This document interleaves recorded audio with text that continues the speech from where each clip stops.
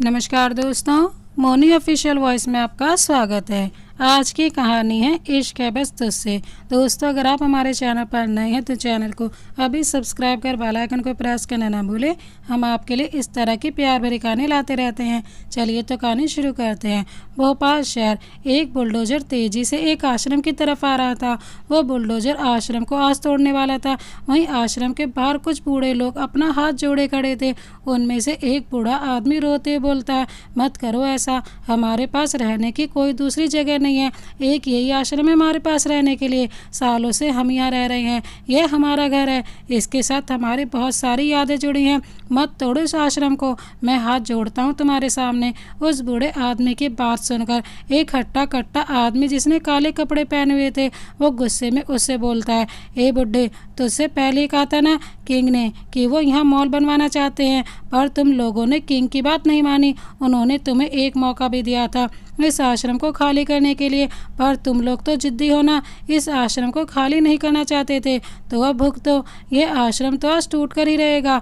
मैं भी देखता हूँ कि इस आश्रम को कौन टूटने से रोकता है, और अगर तू बीच में आए ना तो तुझे भी इस बुलडोजर के नीचे दबा दूंगा। वह बूढ़ा आदमी ये सुनकर बहुत डर जाता है। तभी एक लड़की वहाँ जाती है और गुस्से में बोलती है, मैं भी देखती हूँ कि आज इस आश्रम को कौन तोड़ता है। उस लड़की की आवाज़ सुनकर सभी उसकी तरफ देखने लगते हैं। लड़की ने ऊपर कुर्ती पहना हुआ था और नीचे प्लाजो पहनी थी। वो दिखने में बेहद खूबसूरत थी। उसके बाल उसके कमर तक आ रहे थे। उसने एक चोटी बनाई हुई थी और उसकी आंखें भी बहुत ही प्यारी थी कि कोई भी उसे देखे तो बस देखता ही रह जाए। वह लड़की आश्रम के सामने अपने दोनों हाथ फैलाकर खड़ी हो जाती है और गुस्से में बोलती है, हिम्मत है तो अब आश्रम को गिरा कर दिखाओ, मैं भी देखती हूँ कि कौन इस आश्रम को गिराता है। लड़की का साहस देखकर उस आश्रम में रहने वाले बुजुर्ग भी उसका साथ देने के लिए उसके बगल में आकर खड़े हो जाते हैं। यह देखकर किंग के आदमी गुस्से में बोलते हैं, ए लड़की, ये तू ठीक नहीं कर रही है, हट जा सामने से, वरना तुम में से कोई नहीं बचेगा। लड़की उस आदमी की धमकी सुनकर गुस्से में अपना मोबाइल निकालकर वीडियो ऑन करती है और फिर उन लोगों की तरफ देखकर बोलती है, यह वीडियो लाइव चल रहा है, अगर मुझे या इस आश्रम को आज कुछ भी हुआ ना तो पूरी दुनिया के लिए तुम्हारे किंग से सवाल करेंगे। अब चलाओ बुलडोजर, मुझे किसी का डर नहीं है। लड़की का हिम्मत और साहस देखकर किंग के आदमी घबरा जाते हैं और फिर वो लोग वहाँ से चले जाते हैं। उनके जाने के बाद वो बूढ़ा आदमी उस लड़की के सर पर हाथ रखकर बोलता है, खनक बेटी, अभी तो वो लोग चले गए, पर मुझे नहीं लगता कि वो किंग चुप बैठने वालों में से है, वो जरूर वार करेगा। मुझे तेरे लिए बहुत ज़्यादा डर लग रहा है बेटा। कनक काका, आप और चिंता मत करो, मुझे कुछ नहीं होगा। जब तक मेरे सर पर मेरे महादेव का हाथ है तब तक मेरा कोई किंग कुछ नहीं बिगाड़ सकता। जब तक मेरे साथ मेरे महादेव हैं तब तक किसी की इतनी हिम्मत नहीं है कि मेरा कोई कुछ बिगाड़ पाए। यह बोलकर कनक मुस्कुरा देती है। करीब 1 घंटे बाद एक कमरे में एक लड़का किंग साइज सोफे पर बैठा हुआ था। उस आदमी का ऑरा देखकर उसके सामने खड़े लोग डर से कांप रहे थे। वो लड़का दिखने में बहुत हैंडसम था, पर उसके अंदर दया नाम की कोई चीज़ बिल्कुल भी नहीं थी। वो किसी डेविल से कम नहीं था। वो अपने सामने खड़े लोगों की तरफ देख रहा था और अपने हाथ में पकड़े गन को अपनी उंगलियों से घुमा रहा था। वही उस लड़के के बगल में एक और लड़का खड़ा था जो उसका खास दोस्त रणविजय था। वह लड़का रणविजय की तरफ देखकर बोलता है, रणविजय, तुम जानते हो ना कि मुझे हार मंजूर नहीं है। मैंने इन लोगों को भेजा था उस आश्रम को गिराने के लिए, पर यह लोग एक लड़की से डर कर आ गए। अब इनकी सजा का वक्त आ गया है। उस लड़के की बात सुनकर उसके सामने खड़े आदमी घुटनों पर बैठ जाते हैं और अपने हाथ जोड़कर रोते बोलते हैं, किंग, हम सबको माफ़ कर दीजिए। किंग उन सभी आदमियों की तरफ देखता है और फिर रणविजय को आंखों से इशारा करता है। रणविजय गार्ड को बुलाता है और गार्ड उन आदमियों को एक कमरे के अंदर ले जाता है। गार्ड रणविजय का इशारा समझ जाता है और तभी वो गार्ड उन आदमियों के कमरे के अंदर ले जाता है। वह कमरा कांच का बना हुआ था जिससे अंदर का सब कुछ दिखाता है। अंदर भूखे जंगली कुत्ते मौजूद थे।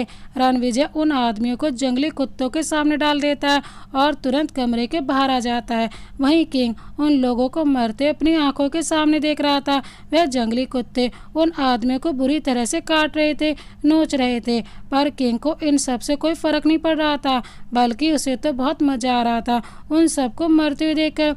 कुछ ही देर में उन लोगों की सांस रुक जाती है। किंग फिर रणविजय की तरफ देखकर बोलता है, रणविजय, कौन है वह लड़की जिसने किंग से टकराने की कोशिश की है? कहा निकालो, मैं अब इस लड़की के घर जाऊंगा। रणविजय किंग की बात सुनकर अपना सर हिला देता है और तुरंत वहां से बाहर चला जाता है। खनक का घर। खनक अपने घर पर अपने परिवार के साथ बैठी हुई थी। खनक के पापा श्याम जी घबराहट के साथ बोलते हैं, खनक बेटा, तुमने जो आज कुछ किया उसके बाद तुम किंग की नज़र में आ गई हो बेटा। मुझे तो बहुत डर लग रहा है कि कहीं किंग के आदमी यहाँ ना आ जाएं। श्याम जी की बात सुनकर कनक का भाई, जो कि एक बैंक में जॉब करता था, वो बोलता है, पापा, मेरी बहन ने जो किया बिल्कुल ठीक किया। अरे ऐसे कैसे उसके आदमी उस आश्रम को गिरा सकते हैं, और हम ऐसे उस किंग से डर कर तो नहीं रह सकते ना। वह अपनी मनमानी हर बार करता है, हर बार अपने से छोटे लोगों पर जुल्म करता है, सिर्फ अपना ही सोचता है। इसलिए मुझे नहीं लगता कि कनक ने जो किया वह गलत किया था। तरुण के पास उनका श्याम जी की पत्नी कविता जी बोलती है, तुम चुप रहो तरुण, तुम्हारे पापा बिल्कुल ठीक बोल रहे हैं। कनक को क्या जरूरत थी बीच में आने की? वो किंग बहुत ही ज़्यादा निर्दयी है। वह इस शहर का राजा है और प्रजा राजा से कभी नहीं टकराती। यहाँ उसकी हुकूमत चलती है। कनक तो और मैं क्या करती माँ, वह लोग आश्रम तोड़ रहे थे, और आप तो जानती है ना कि वो आश्रम दादाजी की आखिरी निशानी है। दादाजी ने खुद अपने सामने खड़े होकर उस आश्रम को कितने प्यार से बनवाया था। बचपन में मैं अक्सर दादाजी के साथ आश्रम में जाया करती थी। दादाजी ने मरते समय मुझसे वादा लिया था कि मैं हमेशा उनके आश्रम की रक्षा करूँगी। वहाँ कितने सारे बुजुर्ग लोग रहते हैं जिन्हें उनके परिवार वालों ने घर से निकाल दिया है। वहाँ उन लोगों की कितनी सारी यादें जुड़ी हुई हैं। वह लोग प्यार से उस आश्रम में रहते हैं, तो ऐसे कैसे मैं उस आश्रम को टूटने दे सकती थी? आखिर मैं कैसे अपनी आंखों के सामने उस आश्रम को टूटने दे सकती थी? कनक की बहन अवनी भी कनक का साथ देते बोलती है, हाँ माँ, कनक बिल्कुल सही बोल रही है, हम डर कर नहीं रह सकते। श्याम जी और कविता जी अपने बच्चों की बात सुनकर एक दूसरे की तरफ देखने लगते हैं। तभी बाहर गाड़ियां रुकने की आवाज़ आती है। गाड़ियों की आवाज़ सुनकर श्याम जी जल्दी से घर का खिड़की खोलकर बाहर की तरफ देखते हैं। बाहर गाड़ियों से कई सारे बॉडीगार्ड बाहर निकल रहे थे। उन बॉडीगार्ड को देखकर श्याम जी समझ जाते हैं कि वह सब किंग के आदमी हैं। श्याम जी फिर जल्दी से खनक और अवनी से बोलते हैं, तुम दोनों अंदर कमरे में जाओ, चाहे जो भी हो जाए, बाहर बिल्कुल भी मत निकलना। किंग के आदमी यहाँ आ गए हैं। मुझे तो बहुत ज़्यादा डर लग रहा है। हे भगवान, अब पता नहीं क्या होगा। जाओ जल्दी कमरे में, और हाँ, तुम चाहे कुछ भी हो जाए अपने कमरे से बाहर मत निकलना, समझी तुम? कनक और अवनी श्याम जी की बात सुनकर डर जाती हैं। कविता जी भी उन दोनों को जल्दी से कमरे में जाने को बोलती हैं, तो वो दोनों कमरे में चली जाती हैं। उनके जाते घर का दरवाज़ा एक झटके में खुल जाता है और घर के अंदर बहुत सारे बॉडीगार्ड आकर उस जगह को चारों तरफ से घेर लेते हैं। श्याम जी, कविता जी और तरुण बॉडीगार्ड की तरफ देख रहे थे। वह बॉडीगार्ड दिखने में ट्रेंड लग रहे थे और उन सबके हाथों में गन था। वहाँ फिर रणविजय और किंग फुल एटीट्यूड के साथ घर के अंदर आते हैं। किंग को देखकर ही श्याम जी के पसीने छूटने लगे थे। किंग जाकर सोफे पर बैठ जाता है और सिगरेट निकालकर अपने होठों के बीच रख लेता है। तभी रणविजय उसके पास आकर झुककर उसका सिगरेट लाइटर से जलाता है और पीछे हट जाता है। किंग सिगरेट का कश भरते हुए श्याम जी की तरफ देखकर गुस्से में बोलता है, तेरी बेटी खनक कहाँ है? किंग के मुंह से खनक का नाम सुनकर श्याम जी अपने दोनों हाथ जोड़ लेते हैं और उसके सामने घुटनों पर बैठते बोलते हैं, मेरी बेटी को माफ़ कर दीजिए, वह नादान है, उससे गलती हो गई है, प्लीज़ मैं आपके सामने हाथ जोड़ता हूँ, उसे माफ़ कर दीजिए, मेरी बेटी कुछ भी नहीं जानती है। किंग श्याम जी की आंखों में देखते गुस्से में कहता है और फिर अपने बॉडीगार्ड को इशारा करता है। बॉडीगार्ड उसका इशारा पाकर श्याम जी का कॉलर पकड़कर उसे खड़ा करते हैं और फिर उन्हें बुरी तरह मारने लगते हैं। तरुण ये देखकर उस बॉडीगार्ड को रोकने के लिए उसके पास आता है, पर किंग के दूसरे गार्ड तरुण को पकड़ लेते हैं और उसे भी मारने लगते हैं। कविता जी अपने पति और बेटे को मार खाता हुआ देखकर किंग के सामने अपने हाथ जोड़कर विनती करने लगती है कि वो उन्हें छोड़ दे, पर किंग पर तो किसी की बातों का कोई असर ही नहीं हो रहा था, क्योंकि वो बहुत ही ज़्यादा पत्थर दिल था। बॉडीगार्ड फिर कविता जी को भी घसीटकर वहाँ से हटाने लगते हैं। उन सब की आवाज़ कमरे में मौजूद अवनी और खनक को भी सुनाई पड़ रही थी। अवनी फिर खनक से बोलती है, खनक मैं बाहर जा रही हूँ तो कमरे में ही रहना। खनक नहीं दीदी, मुझे भी आपके साथ जाना है। अवनी नहीं खनक, पापा ने कहा है ना कि तू बाहर नहीं आएगी। मैं जाकर देखती हूँ कि बाहर क्या हो रहा है, ये आवाज़ क्यों आ रही है, आखिर बार हो क्या रहा है, मैं जाकर देकर आती हूँ। यह बोलकर अवनी बाहर चली जाती है। अवनी के जाने के बाद कनक भी कमरे के बाहर जाकर देखने लगती है, पर बाहर का नज़ारा देखकर उसकी चीख निकल पड़ती है।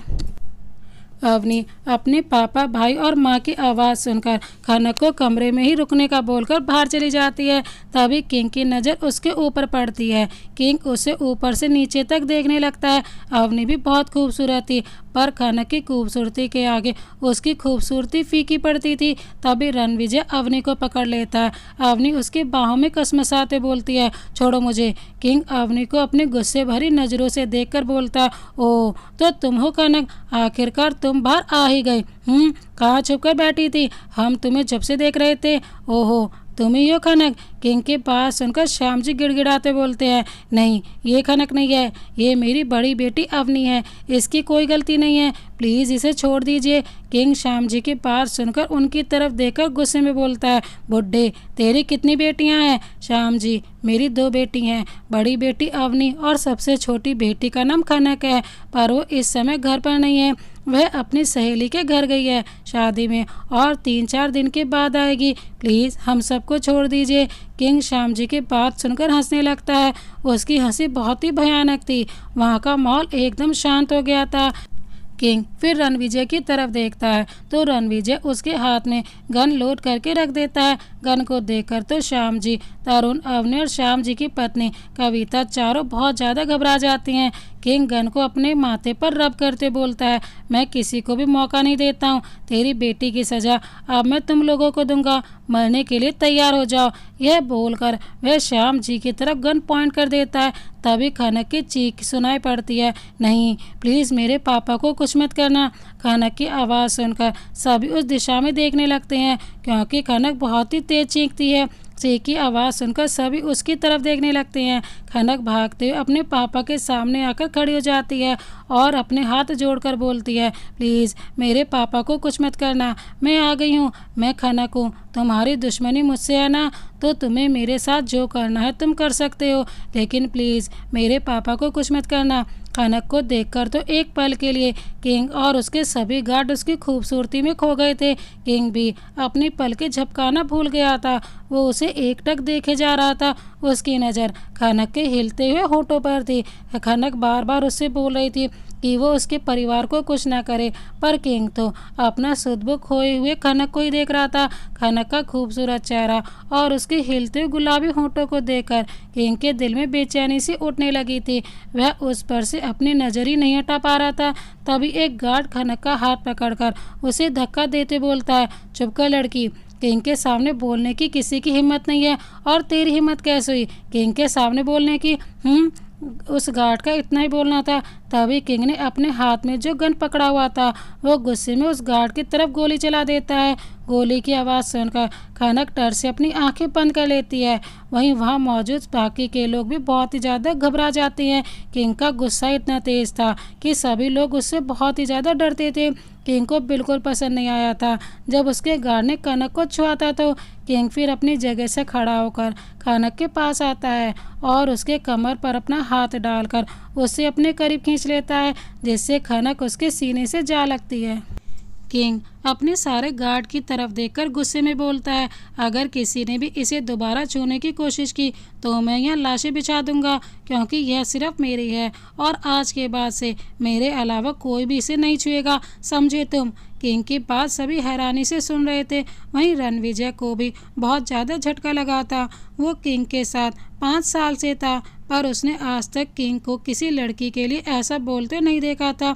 इन 5 सालों में ना जाने कितनी लड़कियों ने किंग के करीब आने की कोशिश की थी, पर उन सबको किंग के गुस्से का सामना करना पड़ा था। लेकिन पहली बार किंग खनक के लिए ऐसा बोल रहा था, यह सुनकर तो रणविजय बेहोश होने वाला था। वहीं कनक भी किंग की बात सुनकर बहुत बुरी तरह चौंक गई थी। वो फिर उसका हाथ अपने कमर से हटाने की कोशिश करने लगती है। किंग उसकी आंखों में देखता है और अगले ही पल वो अपने होंठ उसके होंठों पर रखकर उसके होंठों पर बाइट कर देता है।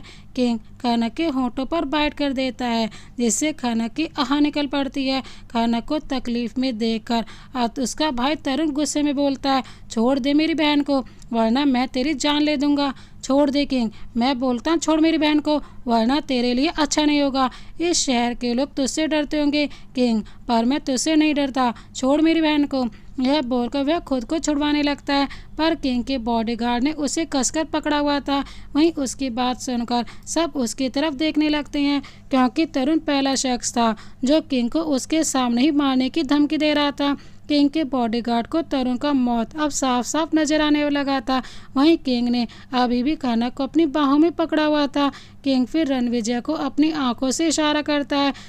किंग रणविजय को कुछ इशारा करता है। रणविजय उसका इशारा पाकर अपना सर हिला देता है और बॉडीगार्ड की तरफ देखता है। बॉडीगार्ड फिर तरुण को बुरी तरह मारने लगते हैं। तरुण भी बॉडीगार्ड से फाइट कर रहा था, पर वो उन सारे ट्रेन बॉडीगार्ड से अकेले कैसे फाइट कर सकता था।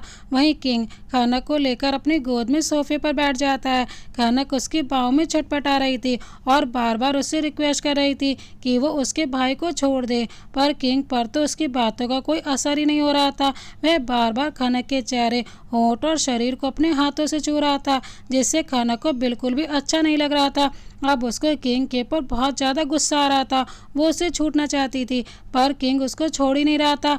आखिर में एक बॉडीगार्ड तरुण के सर पर जोर से वार करता है, जिससे तरुण अपना सर पकड़कर जमीन में गिर जाता है और बेहोश हो जाता है। यह देखकर श्याम जी, कविता जी और अवनी बहुत घबरा जाते हैं। तीनों उनके पास जाने लगते हैं, पर रणविजय अवनी को पकड़ लेता है। वहीं कविता जी और श्याम जी को भी बॉडीगार्ड तरुण के पास जाने नहीं देते।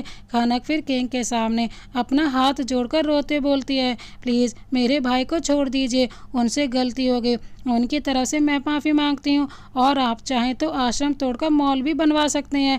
मैं अब कभी भी आपके रास्ते में नहीं आऊँगी, लेकिन प्लीज़ मेरे परिवार को छोड़ दीजिए। आप जो बोलेंगे मैं करने के लिए तैयार हूँ। कनक की आखिरी लाइन सुनकर किंग की आंखों में चमक आ जाती है। वो उसके गालों को अपनी उंगलियों से छूने लगता है।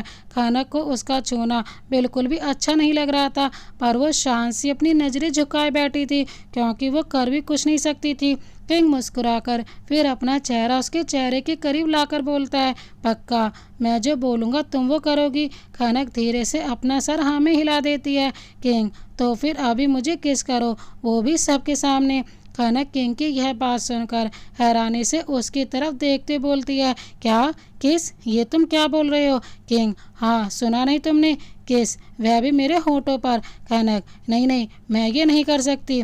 किंग उसकी बात सुनकर गुस्से में बोलता है, अगर तुमने मुझे किस नहीं किया ना, तो मैं अभी तुम्हारे भाई को गोली मार दूंगा और तुम्हें भी उठाकर अपने साथ ले जाऊंगा, फिर मुझे भी कोई रोक नहीं पाएगा। तुम जानती नहीं हो कि मैं कौन हूँ, जो मैं बोलता हूँ वो मैं कर सकता हूँ, याद रखना तुम। और देखो तुम्हारे भाई के सर से खून निकल रहा है, उसे मेडिकल ट्रीटमेंट की बहुत जल्दी ज़रूरत है। अगर अपने भाई की जान बचाना चाहती हो तो किस करो मुझे। कनक उसकी बात सुनकर अपने भाई की तरफ देखती है, जो फर्श पर बेहोश पड़ा हुआ था और उसके सर से खून निकल रहा था। कनक फिर अपने माँ पापा की तरफ देखती है। उसके माँ बाप भी उसे बेबस नज़रों से देख रहे थे। वो भी क्या करते, वो भी बेबस थे। वहीं अवनी को ये सब देखकर बिल्कुल भी अच्छा नहीं लग रहा था। वो कुछ बोलने के लिए जैसे ही मुंह खोलती है, तभी रणविजय उसके कान के पास अपने होंठ रखकर धीरे से बोलता है, चुप रहो अवनी, बीच में बिल्कुल भी मत बोलना, वरना किंग का गुस्सा तुम पर भी बरस जाएगा। यह बोलकर वो उसके कमर पर अपना हाथ रखकर उसे कसकर पकड़ लेता है। अवनी उसे गुस्से में देखती है और फिर कनक की तरफ देखने लगती है। कनक भी अब मजबूर हो चुकी थी, उसके पास दूसरा और कोई रास्ता नहीं था किंग की बात मानने के अलावा। वो फिर अपना सर धीरे से हिला देती है। किंग के होठों पर यह देखकर हल्की मुस्कुराहट आ जाती है। वहीं रणविजय जब किंग के होठों पर मुस्कुराहट देखता है तो उसे झटका लगता है, क्योंकि आज किंग पूरे 2 साल के बाद मुस्कुरा रहा था, वो भी सिर्फ कनक के कारण। रणविजय कनक की तरफ देखकर खुद में ही बोलता है, कुछ तो बात है इस लड़की में, आज इस लड़की के कारण मृत्युंजय सालों बाद मुस्कुराया है। जी हाँ, किंग का असली नाम मृत्युंजय था।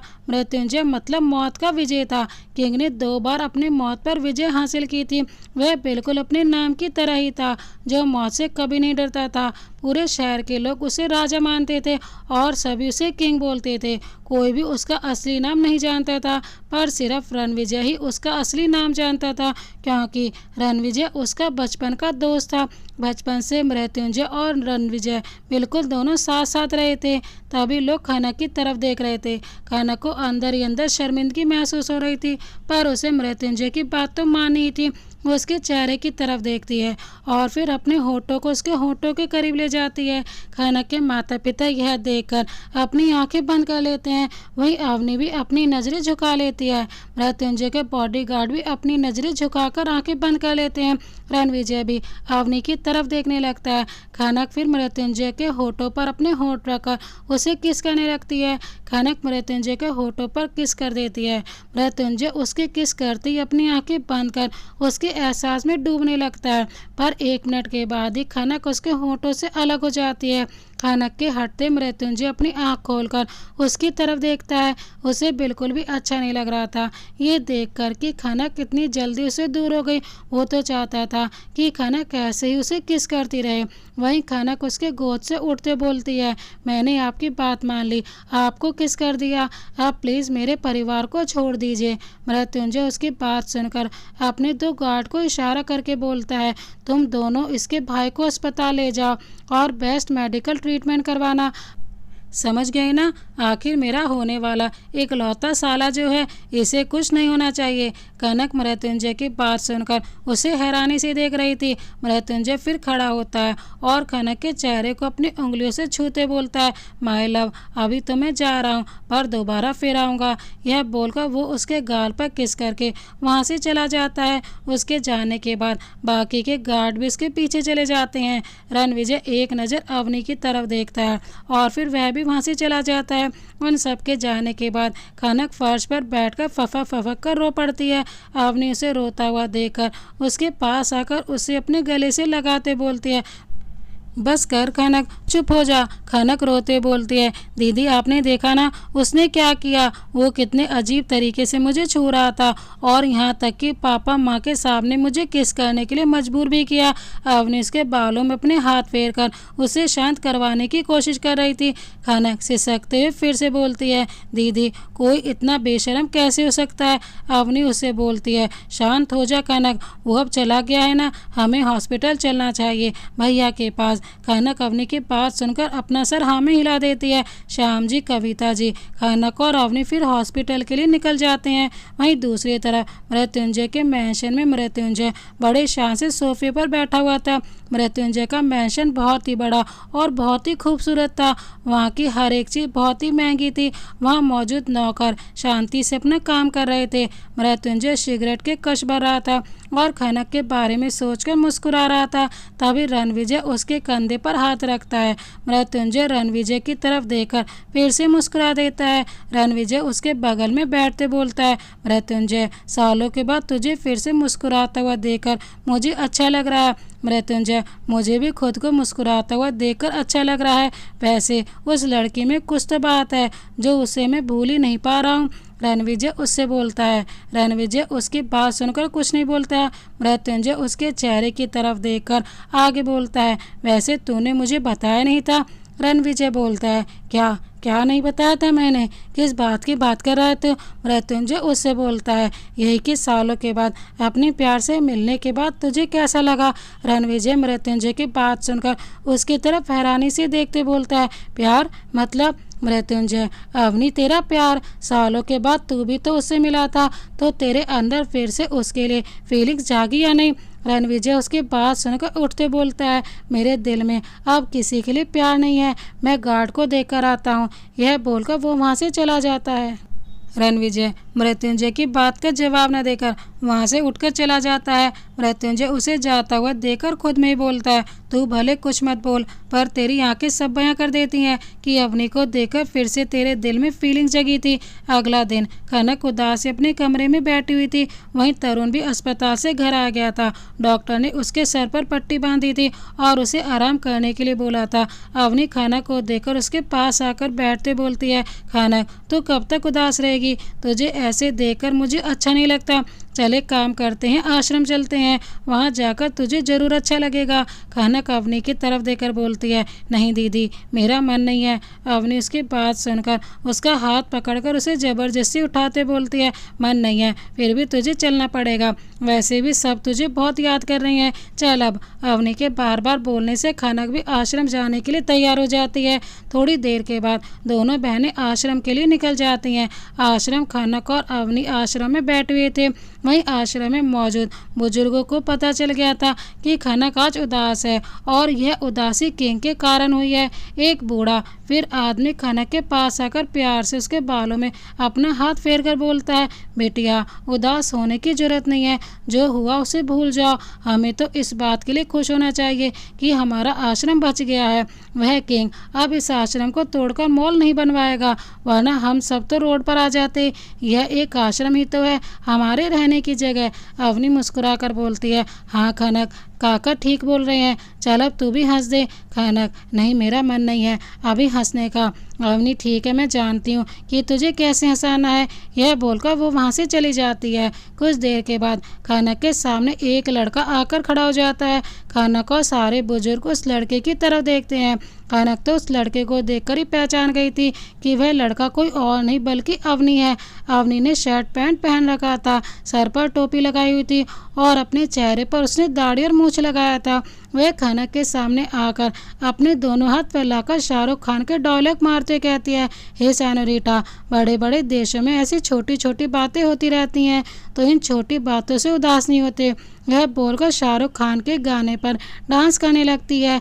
मैं कोई ऐसा गीत गाऊं कि आरजू जगाऊं, अगर तुम कहो तुमको बुलाऊं कि पल के बिछाऊं, कदम तुम जहाँ जहाँ रखो। अवनी का डांस देखकर खनक खिलखिलाकर हंस पड़ती है। वहीं वहाँ बैठे बुजुर्गों के होठों पर भी मुस्कुराहट आ जाती है। अवनी फिर खनक के सामने अपना हाथ बढ़ा देती है तो खनक खड़ी हो जाती है और उसके हाथ पर अपना हाथ रखकर वह भी उसके साथ डांस करने लगती है। अवनी फिर उसके कमर पर अपना हाथ रखकर उसके गालों पर किस कर लेती है। उसके किस करते गोली चलने की आवाज़ आती है। गोली की आवाज़ सुनकर सभी घबरा जाते हैं और दरवाजे की तरफ देखने लगते हैं। दरवाजे पर मृत्युंजय खड़ा था और गुस्से में अवनी को देख रहा था। अवनी ने अभी भी खनक का हाथ पकड़ा हुआ था।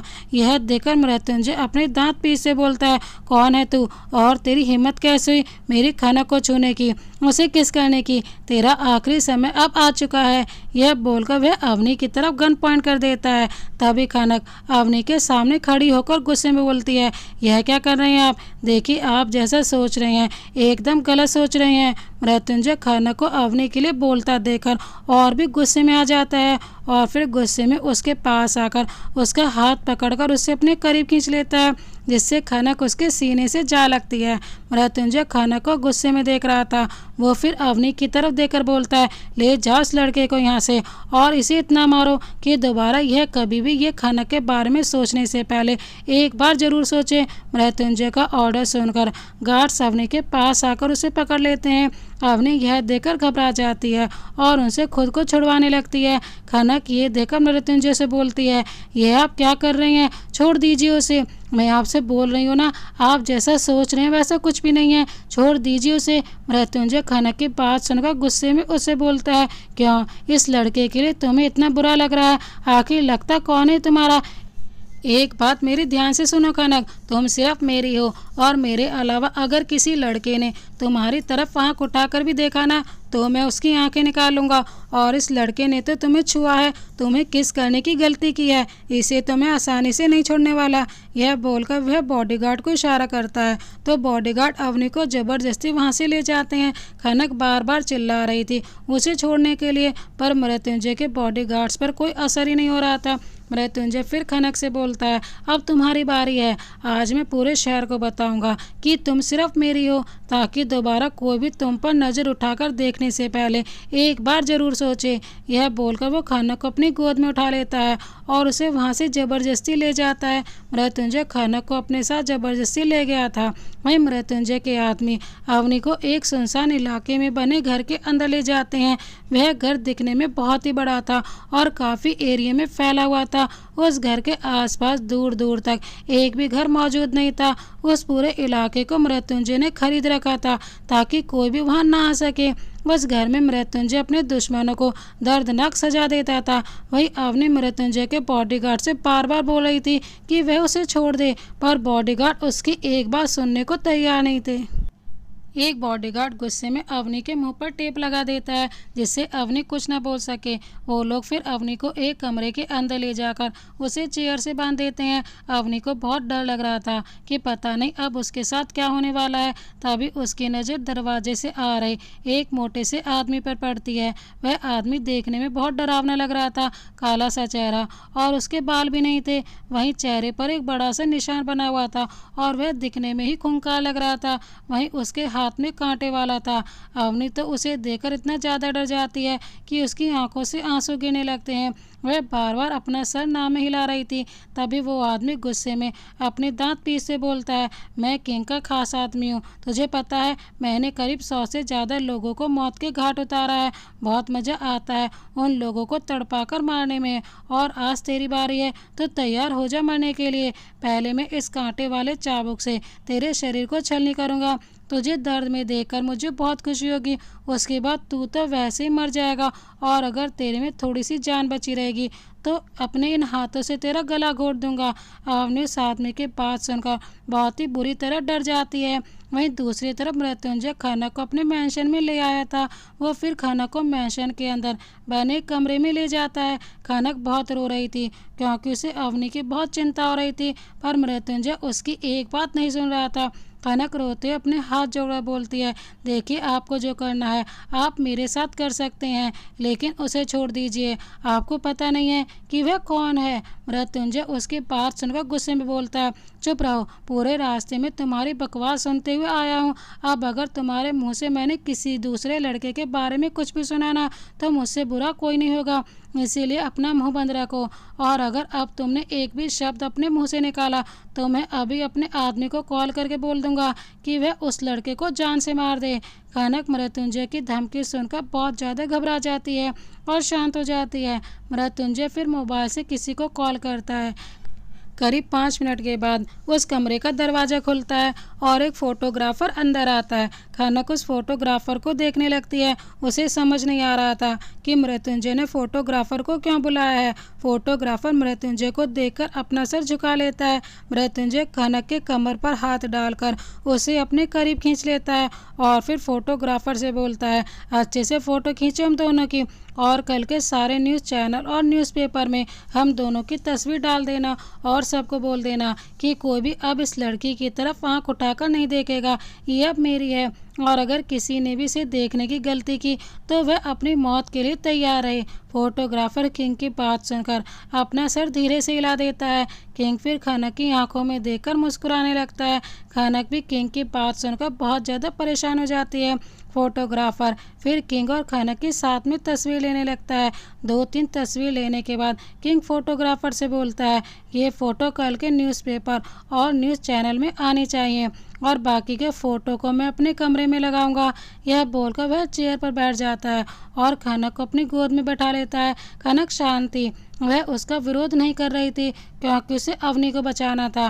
किंग खनक के कमर में अपने हाथ लपेट लेता है और फिर पीछे से उसके कंधे पर अपना चेहरा रख लेता है। फोटोग्राफर उनकी यह तस्वीर भी लेने लगता है। दूसरे पोज में किंग खड़ा होता है और खनक के होठों पर अपने होठ रख देता है।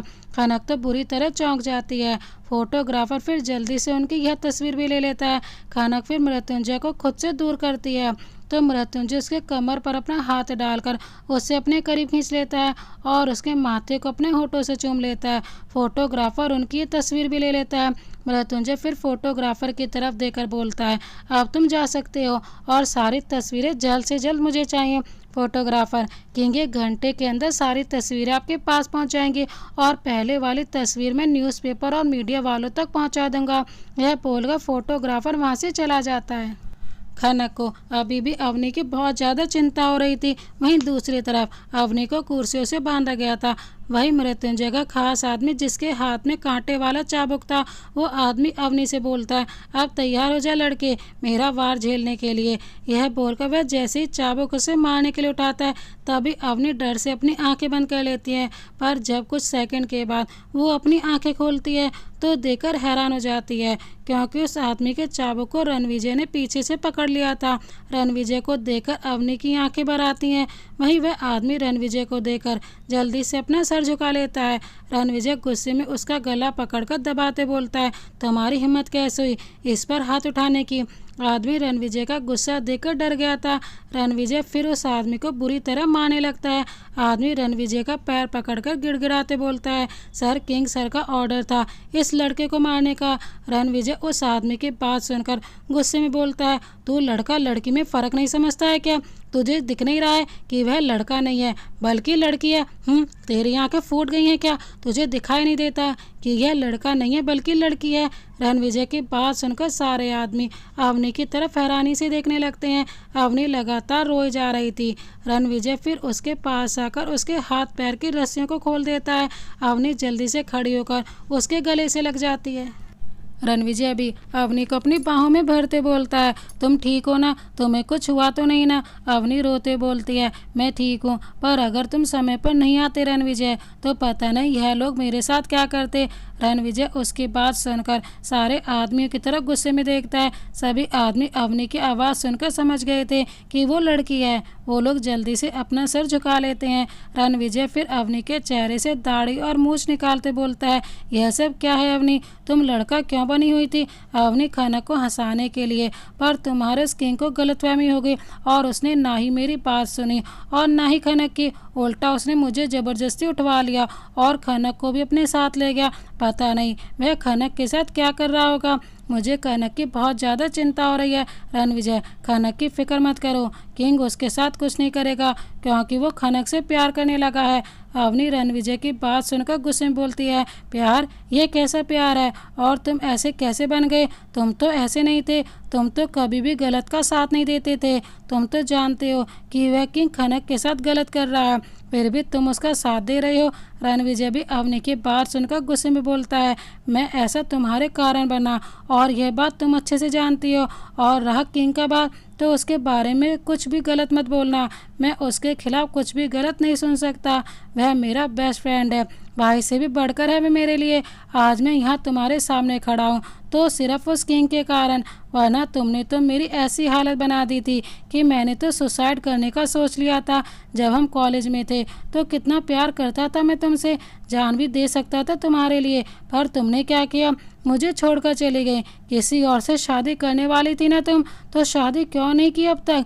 किसी और के लिए मुझे छोड़ा था ना तुमने, तो उसके साथ क्यों नहीं चली गई? अरे तुम्हें पता है जब तुम चली गई थी तो मैं बर्दाश्त नहीं कर पा रहा था, सुसाइड करने का सोच रहा था, तुम्हारे लिए पल पल तड़पता था। तुम्हें कितने कॉल किया पर तुमने एक बार भी मेरा कॉल नहीं उठाया।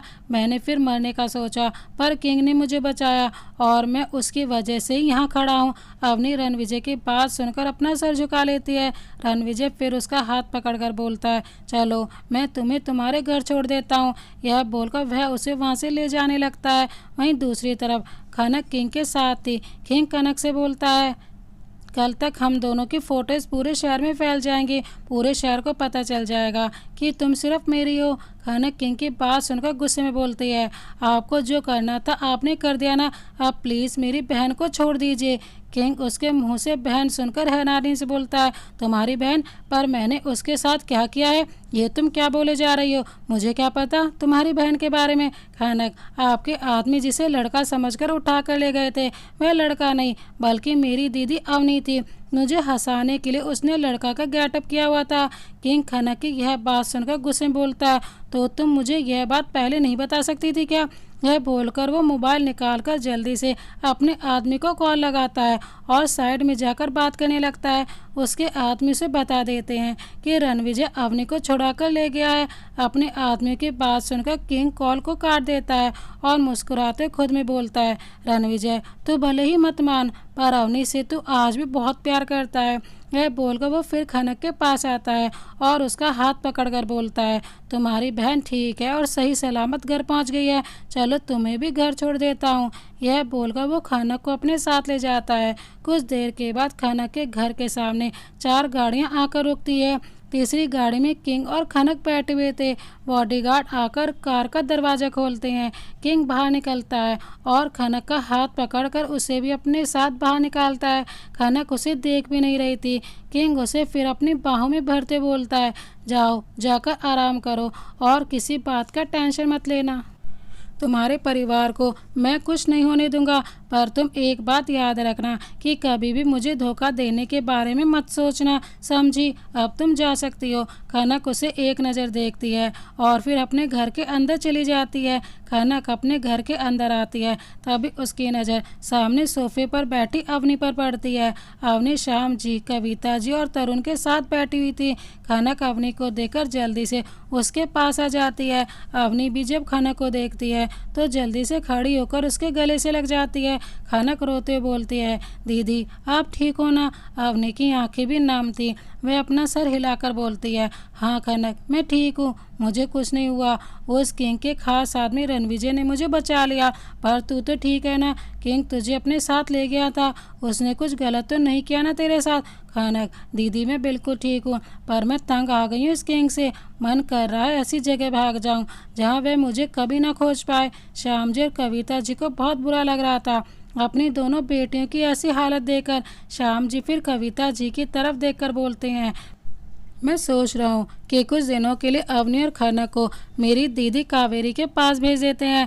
वहाँ इन लोगों का मन भी लगा रहेगा और जब ये दोनों यहाँ नहीं रहेंगी तो किंग भी खनक को भूल जाएगा। कविता जी ये सुनकर बोलते हैं, वह तो ठीक है, पर एक बार अपनी दीदी से बात तो कर लीजिए। श्याम जी बोलते हैं, मैं अभी बात कर लेता हूँ। यह बोलकर वो अपनी दीदी को शिमला में फ़ोन लगा देते हैं। कुछ देर बात करने के बाद श्याम जी कॉल काटकर कविता जी से बोलते हैं, मैंने दीदी से बात कर लिया है और वे बहुत खुश हैं ये जानकर कि अवनी और खनक कुछ दिन उनके पास रहेंगी। फिर वो खनक और अवनी की तरफ देखकर बोलते हैं, जाओ तुम दोनों अपनी पैकिंग कर लो, आज रात को ही तुम दोनों शिमला के लिए निकल जाना। खनक और अवनी अपने पापा की बात सुनकर अपना सर हिला देती हैं। दूसरी तरफ किंग के मैंशन में मृत्युंजय शॉर्टलेस बेड पर लेटा हुआ था। उसके होंठों पर हल्की मुस्कुराहट थी और उसके हाथ में खनक और उसकी तस्वीर थी। जब वह खनक को किस कर रहा था वो उन तस्वीरों को देखकर मुस्कुरा रहा था। वो फिर खनक की फ़ोटो की तरफ देखकर खुद में बोलता है, जब से तुमसे मिला हूँ खनक तब से मेरी दीवानगी तुम्हारे लिए बढ़ती जा रही है। पता नहीं क्या नशा है तुम्हारे में, हर वक्त मेरी आंखें सिर्फ तुम ही देखना चाहती हैं, तुम्हें हर वक्त खुद में महसूस करना चाहता हूँ। देख लेना एक दिन मैं तुम्हें हमेशा हमेशा के लिए अपने पास ला कर रखूँगा, फिर तुम भी चाहोगी तब भी मुझसे दूर नहीं जा पाओगी। यह बोलकर वह और भी मुस्कुराने लगता है। रात का समय, खनक और अवनी स्टेशन जाने के लिए तैयार थी। उन्होंने अपनी सारी पैकिंग कर ली थी और अब वो दोनों स्टेशन जाने के लिए तैयार थी। कविता जी की आंखों से लगातार आंसू गिर रहे थे। श्याम जी कविता जी को समझाते बोलते हैं, देखिए रोने से कुछ नहीं होगा कविता, हमारी बेटियों की भलाई के लिए ही मैं इन्हें दूर भेज रहा हूँ। मैं इनका दुश्मन नहीं हूँ, मैं भी इनसे बहुत प्यार करता हूँ जितना आप प्यार करती हैं। मुझे भी अच्छा नहीं लग रहा है इन्हें दूर भेजकर, पर इस समय यही ज़रूरी है। एक बार खनक और अवनी यहाँ से चली जाए तो किंग कुछ दिन में खनक को भूल जाएगा, क्योंकि वह बहुत अमीर है। उसके पास और भी काम है। वह सिर्फ खनक के लिए अपना काम धंधा तो नहीं छोड़ सकता ना। और एक बार वह अगर खनक को भूल गया तो हम इन्हें वापस बुला लेंगे। कविता जी श्याम जी की बात सुनकर अपना सर हिलाकर बोलती हैं, ऐसा ही होना चाहिए। वो किंग मेरी बेटी को भूल जाए और तुम दोनों वहाँ जाकर बुआ जी को परेशान मत करना। खनक कविता जी के गले लगकर बोलती है, हाँ माँ, आप चिंता मत करो, हम बुआ जी को बिल्कुल भी परेशान नहीं करेंगे। आप पापा और भाई आप तीनों भी अपना ख्याल रखना और हमारी बिल्कुल भी फिक्र मत करना। हम रोज़ वहाँ से कॉल करेंगे। तरुण फिर अंदर आते बोलता है, अब चलो, जल्दी टैक्सी आ चुकी है और पापा मैं इन्हें ट्रेन में बैठा कर ही आऊँगा, आप चिंता मत करना। श्याम जी उसकी बात सुनकर अपना सर हिला देते हैं। खनक और अवनी फिर श्याम जी के गले लगती हैं और तरुण के साथ चली जाती हैं। एक टैक्सी रेलवे स्टेशन के बाहर आकर रुकती है। टैक्सी का दरवाज़ा खुलता है और अंदर से तरुण बाहर निकलता है। उसके पीछे खनक और अवनी भी बाहर आते हैं। तरुण टैक्सी ड्राइवर को पैसे देता है और फिर अवनी और खनक का सामान लेकर उनके साथ रेलवे स्टेशन के अंदर जाता है। खनक और अवनी ने अपने चेहरे को दुपट्टे से ढक कर रखा था। अरुण उन दोनों से बोलता है, तुम दोनों अपना ध्यान रखना, तुम दोनों को ऐसे जाते हुए देखकर अच्छा तो नहीं लग रहा है, पर पापा ने जो कहा है वह भी ठीक कहा है। इस समय तुम दोनों को इस शहर से दूर जाना ही सही है। खनक तरुण की बात सुनकर उसके गले लग जाती है। तरुण मुस्कुराकर उसके बालों में हाथ फेरकर अवनी से बोलता है, अवनी ध्यान रखना इसका। अवनी हाँ में अपना सिर हिला देती है। कुछ देर के बाद ट्रेन प्लेटफॉर्म पर आती है। तरुण फिर उन दोनों को अच्छे से सीट पर बैठाकर ट्रेन से बाहर आ जाता है। ट्रेन थोड़ी देर में चल पड़ती है। अवनी और खनक बाहर देख रही थी और अपने पीछे छूटते हुए शहर को। खनक की आंखें भर आती हैं। तभी अवनी उसके कंधे पर हाथ रखकर बोलती है, नहीं खनक, रोना नहीं, बस कुछ दिनों की बात है, फिर हम वापस यहाँ आएंगे। खनक बहन की बात सुनकर अपना सिर हिलाते बोलती है, काश दीदी आपकी बात सच हो और वो किंग भी मुझे भूल जाए। मैं उससे बहुत ज़्यादा परेशान आ चुकी हूँ। मैं तो यही चाहती हूँ कि वो किंग मुझे भूल जाए। अवनी ऐसा ही होगा, देख लेना, वो किंग तुझे भूल जाएगा। खनक पर अगर उसको पता चल गया कि मैं शहर से जा चुकी हूँ और उसने माँ पापा को परेशान किया तो? अवनी ऐसा कुछ नहीं होगा, तू ज़्यादा ही सोच रही है। उसे सिर्फ तुझसे मतलब है। जब तू ही नहीं रहेगी तो वह कुछ दिन में तुझे भूल जाएगा। वह किसी को परेशान नहीं करेगा, चिंता मत कर। खनक अपनी बहन की बात सुनकर खामोश हो जाती है। थोड़ी देर के बाद दोनों अपनी सीट पर जाकर सो जाती हैं। सुबह का समय। अवनी और खनक स्टेशन पहुँच चुकी थी। अवनी के फूफा जी राकेश मित्तल उन दोनों को स्टेशन लेने के लिए आए हुए थे। अवनी और खनक उनके पैर छूती हैं। राकेश जी मुस्कुराकर दोनों के बालों में अपना हाथ फेर कर बोलते हैं, खुश रहो बच्चा, चलो अब घर चलते हैं। दोनों स्टेशन के बाहर आती हैं और अपने फूफा जी की कार में बैठकर घर के लिए निकल जाती हैं। वहीं दूसरी तरफ किंग अपने ऑफिस में गुस्से में अपने कैबिन में बैठा हुआ था, क्योंकि उसे पता चल गया था कि खनक इस शहर को छोड़कर जा चुकी है। सुबह से ही उसके ऑफिस का माहौल बहुत डरावना लग रहा था। ऑफिस में काम कर रहे स्टाफ चुपचाप अपना काम कर रहे थे। सुबह से 4 लोगों को ऑफिस से निकाला जा चुका था। सबको पता चल गया था कि आज उसके बॉस गुस्से में है, इसीलिए कोई भी एक भी गलती नहीं करना चाहता था, क्योंकि एक बार जो भी किंग के ऑफिस से चला जाता था या ऑफिस से निकल गया तो उसे शहर में फिर दूसरा कहीं जॉब नहीं मिल सकता था। सभी बहुत डरे हुए थे, सभी को बहुत डर लग रहा था। वहीं किंग के कैबिन में रणविजय भी था। रणविजय किंग से बोलता है, मृत्युंजय शांत हो जा। मृत्युंजय कैसे शांत हो जाऊं? उस लड़की की इतनी हिम्मत कि वह मुझे छोड़कर चली गई। उससे क्या बिल्कुल भी डर नहीं है? एक बार सोच सकती थी ना कि मैं उसके जाने के बाद उसके माँ बाप का क्या हाल करूँगा। क्या उसके दिमाग में इतनी सी भी बात नहीं आई? किंग की बात सुनकर रणविजय उसे समझाते बोलता है, देख, इन सब में उन बेचारों की कोई गलती नहीं है, इसीलिए उन्हें कुछ मत करना। और वैसे भी तू इतने दिनों से खनक के पीछे पड़ा हुआ था और कल तो तू उसे अपने साथ उठाकर ले गया था और आज पूरे मीडिया और न्यूज़पेपर में तेरी और उसकी तस्वीरें आ रही हैं। इन सब के बाद तो उसे तो जाना ही था। मृत्युंजय रणविजय की बात सुनकर गुस्से में उसकी तरफ देखता है। मृत्युंजय का गुस्सा देखकर रणविजय बहुत ही ज़्यादा घबरा जाता है और जल्दी से अपनी नज़रें झुका लेता है। मृत्युंजय गुस्से में उससे बोलता है, तू मेरा दोस्त है इसीलिए बच गया, वरना तेरी जगह किसी और ने ये बात बोली होती ना तो अब तक उसे मैं मौत की नींद सुला देता। मृत्युंजय की बात सुनकर रणविजय और भी ज़्यादा घबरा जाता है। मृत्युंजय उससे आगे बोलता है, कहाँ गई है वह? रणविजय, शिमला गई है, अपनी बुआ के घर। मृत्युंजय के होंठों पर डेविल मुस्कुराहट आ जाती है। वह रणविजय की तरफ देखकर बोलता है, मेरा प्राइवेट जेट रेडी करवाओ, मैं अभी शिमला के लिए निकलूंगा। रणविजय उसकी तरफ देख रहा था, तभी मृत्युंजय दोबारा बोलता है, मेरा प्राइवेट जेट रेडी करवाओ, मैं भी शिमला के लिए निकलूंगा। रणविजय उसकी बात सुनकर अपना सिर हिलाकर कैबिन के बाहर चला जाता है। मित्तल हाउस। खनक के फूफा जी की कार अपने घर के सामने आकर रुकती है। खनक और अवनी कार से बाहर आती हैं, वहीं राकेश जी भी कार से बाहर आते हैं। खनक की बुआ का घर दिखने में बहुत ही खूबसूरत था। घर के बाहर छोटा सा आंगन बना था जिसमें तुलसी जी का पौधा रखा हुआ था और बाहर नेम प्लेट पर मित्तल हाउस लिखा हुआ था। खनक और अवनी को अपने बुआ जी के घर आकर बहुत अच्छा लग रहा था। जब वह दोनों छोटी थी तो हमेशा वह दोनों और तरुण अपने माँ पापा के साथ अपने बुआ जी के घर आते थे। वहीं खनक की बुआ की एक बेटी भी थी जो खनक की उम्र की थी, उसका नाम आरोही था। खनक और अवनी राकेश जी के साथ जैसे ही अंदर आती हैं तभी आरोही खनक के गले लगते बोलती है, हाय खनक, मैं सुबह से ही तेरे आने का इंतजार कर रही हूँ।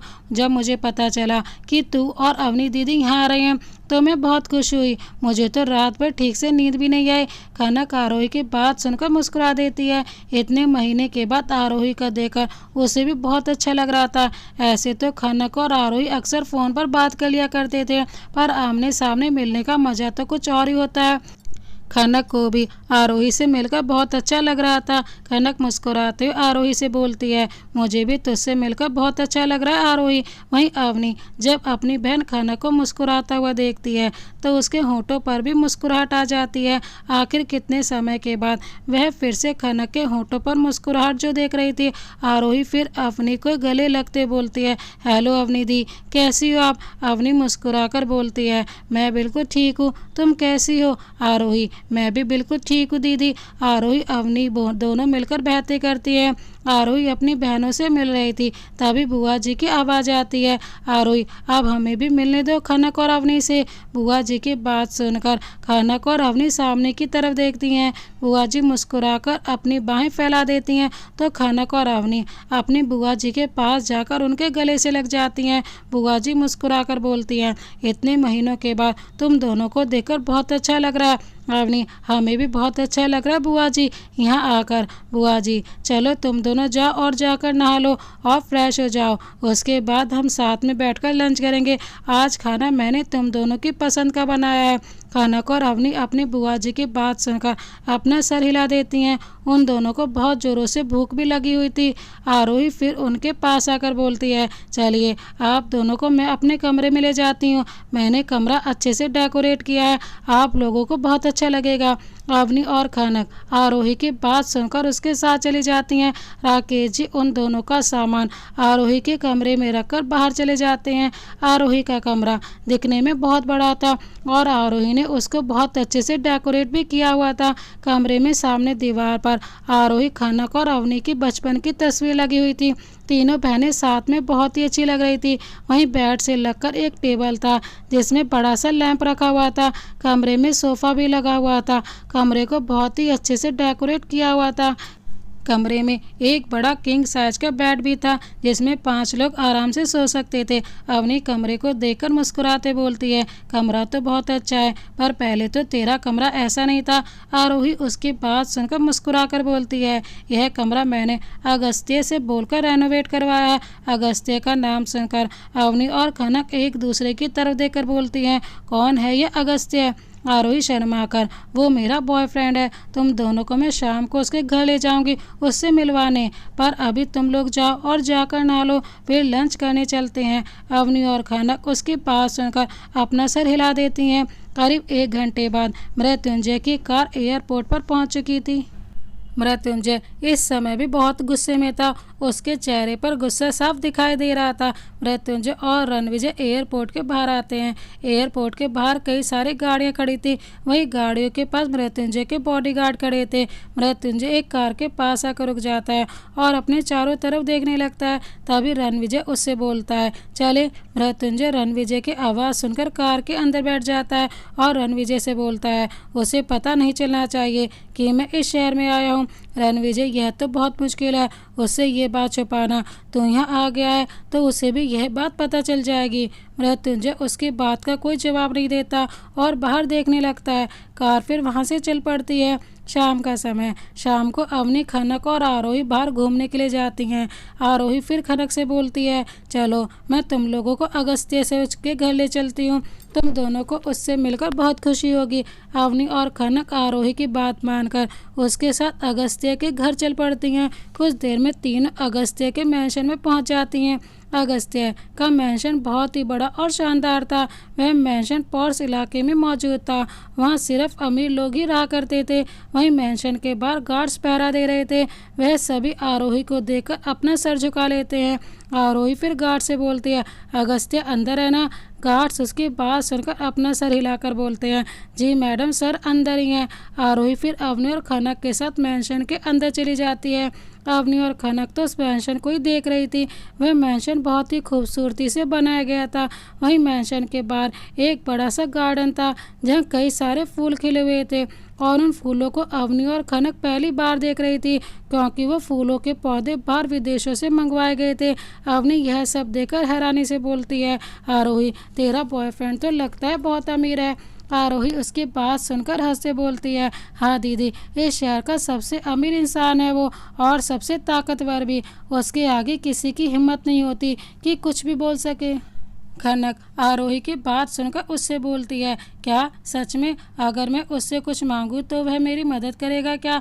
आरोही खनक की तरफ देखकर हैरानी से बोलती है, मतलब? खनक, वह कुछ दिनों से एक लड़का मेरा पीछे पड़ा हुआ है, मुझे बहुत परेशान कर रहा है। उससे पीछे छुड़ाने के लिए मैं और अवनिधि यहाँ आ गए हैं, पर मुझे डर है कि वो अब माँ, पापा और भाई को ना परेशान करे।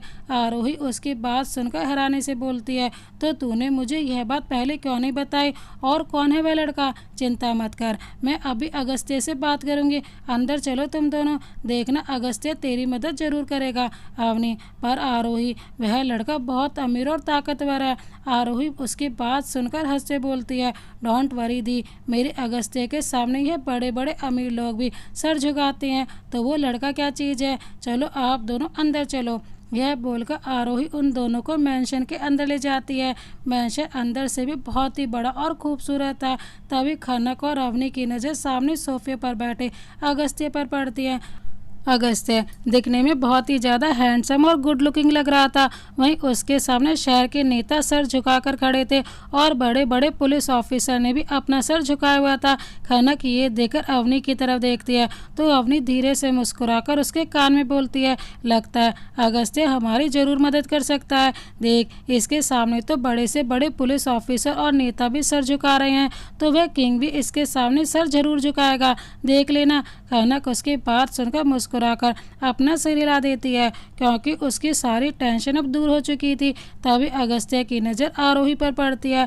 आरोही को देखकर वो खड़ा होते बोलता है, मेरी जान, तुम यहाँ? आरोही मुस्कुराकर उसके पास आकर उसके गले से लग जाती है। अगस्त्य भी उसे अपनी बाहों में भर लेता है। कुछ मिनटों के बाद वो फिर अपने सामने खड़े नेता और पुलिस ऑफिसर की तरफ देकर बोलता है, तुम लोग अभी जाओ, अब मेरा टाइम मेरी जान के लिए होगा। नेता और पुलिस ऑफिसर उसकी बात सुनकर अपना सिर हिलाकर वहाँ से चले जाते हैं। आरोही अगस्त्य को फिर खनक और अवनी से मिलवाते बोलती है, अगस्त्य, इनसे मिलो, यह दोनों मेरी कजन सिस्टर हैं, आज ही आई हैं। अगस्त्य उनकी बात सुनकर अवनी और खनक की तरफ देखता है। तभी खनक को वह अजीब नज़रों से देखने लगता है। अगस्त्य खनक को अजीब नज़रों से देख रहा था।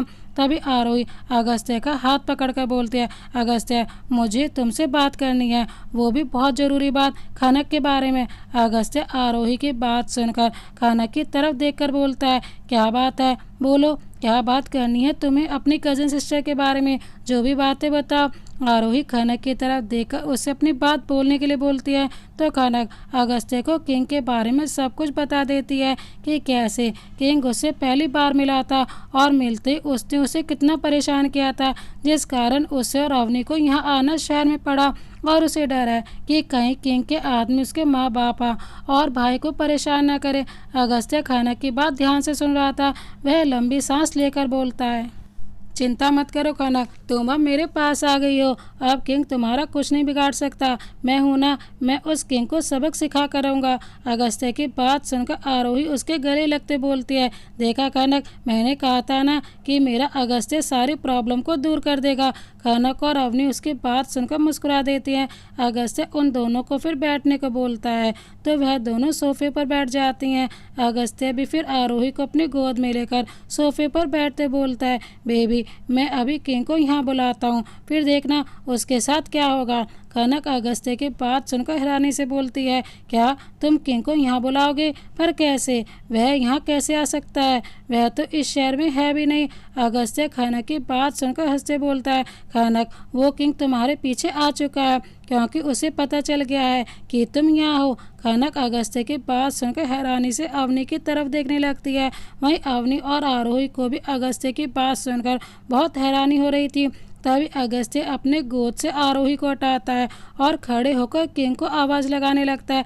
अगस्त्य को ऐसे अपने घर में किंग को आवाज़ लगाते हुए देखकर कनक और अवनी तो घबराई जाती हैं। तभी कुछ मिनटों के बाद कनक की नज़र ऊपर सीढ़ियों से उतरते हुए मृत्युंजय पर पड़ती हैं। अपने सामने मृत्युंजय को देखकर कनक का डर और भी ज़्यादा बढ़ जाता है और वो अवनी का हाथ कसकर पकड़ लेती है। वहीं मृत्युंजय के होठों पर हल्की मुस्कुराहट थी और उसकी आंखों में गुस्सा और जुनून भी था कनक के लिए। मृत्युंजय के पीछे रणविजय भी आ रहा था। कनक मृत्युंजय को देखकर अगस्त्य से बोलती है, ये तुम्हारे घर में क्या कर रहे हैं?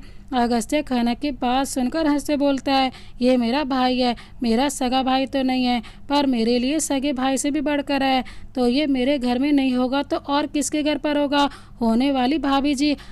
अगस्त्य के मुंह से भाभी जी सुनकर कनक को और भी ज़्यादा हैरानी होती है। वहीं मृत्युंजय अगस्त्य के पास आकर खड़ा हो जाता है और दोनों एक दूसरे को देखकर हंसने लगते हैं। मृत्युंजय फिर कनक की तरफ देखकर अपना हाथ बढ़ाकर बोलता है, तुम्हें क्या लगा था कि तुम मुझसे दूर चली जाओगी तो मुझसे बच जाओगी? तुमने बहुत गलत सोचा था कनक। देखो मैं आ गया तुम्हारे पीछे यहाँ भी। चलो अब यहाँ आओ मेरे पास। 24 घंटे से तुमसे मिला नहीं हूँ, मुझे तुम्हारे साथ समय बिताना है। यहाँ आओ। कनक उसकी बात सुनकर अपने कदम पीछे लेते बोलती है, नहीं नहीं मैं नहीं आऊँगी। यह बोलकर वो बाहर की तरफ भाग जाती है। अवनी आरोही की तरफ देखती है और वह भी कनक के पीछे बाहर की तरफ दौड़ पड़ती है। आरोही किंग को देखकर अगस्त्य से बोलती है, अगस्त्य यह सब क्या है? तुमने कहा था कि तुम कनक की मदद करोगे पर यह सब तुमने मुझे बताया क्यों नहीं कि यह तुम्हारा भाई है? तुमने मुझसे ये बात क्यों छिपाई? मृत्युंजय आरोही की बात सुनकर हंसते हुए आराम से सोफे पर बैठ जाता है। वहीं अगस्त्य आरोही के चेहरे को अपनी उंगलियों से छूते बोलता है, बेबी अगर पहले बता देता तो सरप्राइज कैसे रहता? आरोही उसकी बात सुनकर गुस्से में बोलती है, ये तुम गलत कर रहे हो अगस्त्य, तुम्हें कनक की मदद करनी चाहिए और तुम इस बुरे इंसान का साथ दे रहे हो। मृत्युंजय आरोही की बात सुनकर एक नज़र उसकी तरफ देखता है और फिर उस पर से अपनी नजरें हटा लेता है क्योंकि उसे कनक के अलावा दूसरी लड़कियों को देखना तक पसंद नहीं था। वहीं आरोही की बात सुनकर अगस्त्य उसका बाजू पकड़कर उसे अपने करीब खींचकर बोलता है, तमीज़ से, भाई है वो मेरा और मैं अपने भाई के लिए कुछ भी कर सकता हूँ। आरोही गुस्से में, अच्छा क्या तुम इसके लिए मुझे भी छोड़ सकते हो? बताओ ना, क्या तुम अपने भाई के लिए मुझे भी छोड़ सकते हो? अगस्त्य आरोही की ये बात सुनकर उसे ऊपर से नीचे तक देखते हुए बोलता है, नहीं तुमसे बहुत प्यार करता हूँ इसीलिए तुम्हें छोड़ूंगा नहीं, पर अगर तुमने मेरे भाई के खिलाफ कुछ भी गलत बोला ना तो तुम्हारे साथ मैं क्या कर जाऊंगा यह तुम भी नहीं सोच सकती। आरोही पहली बार अगस्त्य के मुंह से ऐसे शब्द सुन रही थी। उसे भी विश्वास नहीं हो रहा था कि उसका अगस्त्य ऐसा भी बोल सकता है क्योंकि अगस्त्य हमेशा से उससे प्यार से पेश आता था और उन दोनों का रिश्ता 2 साल पुराना था।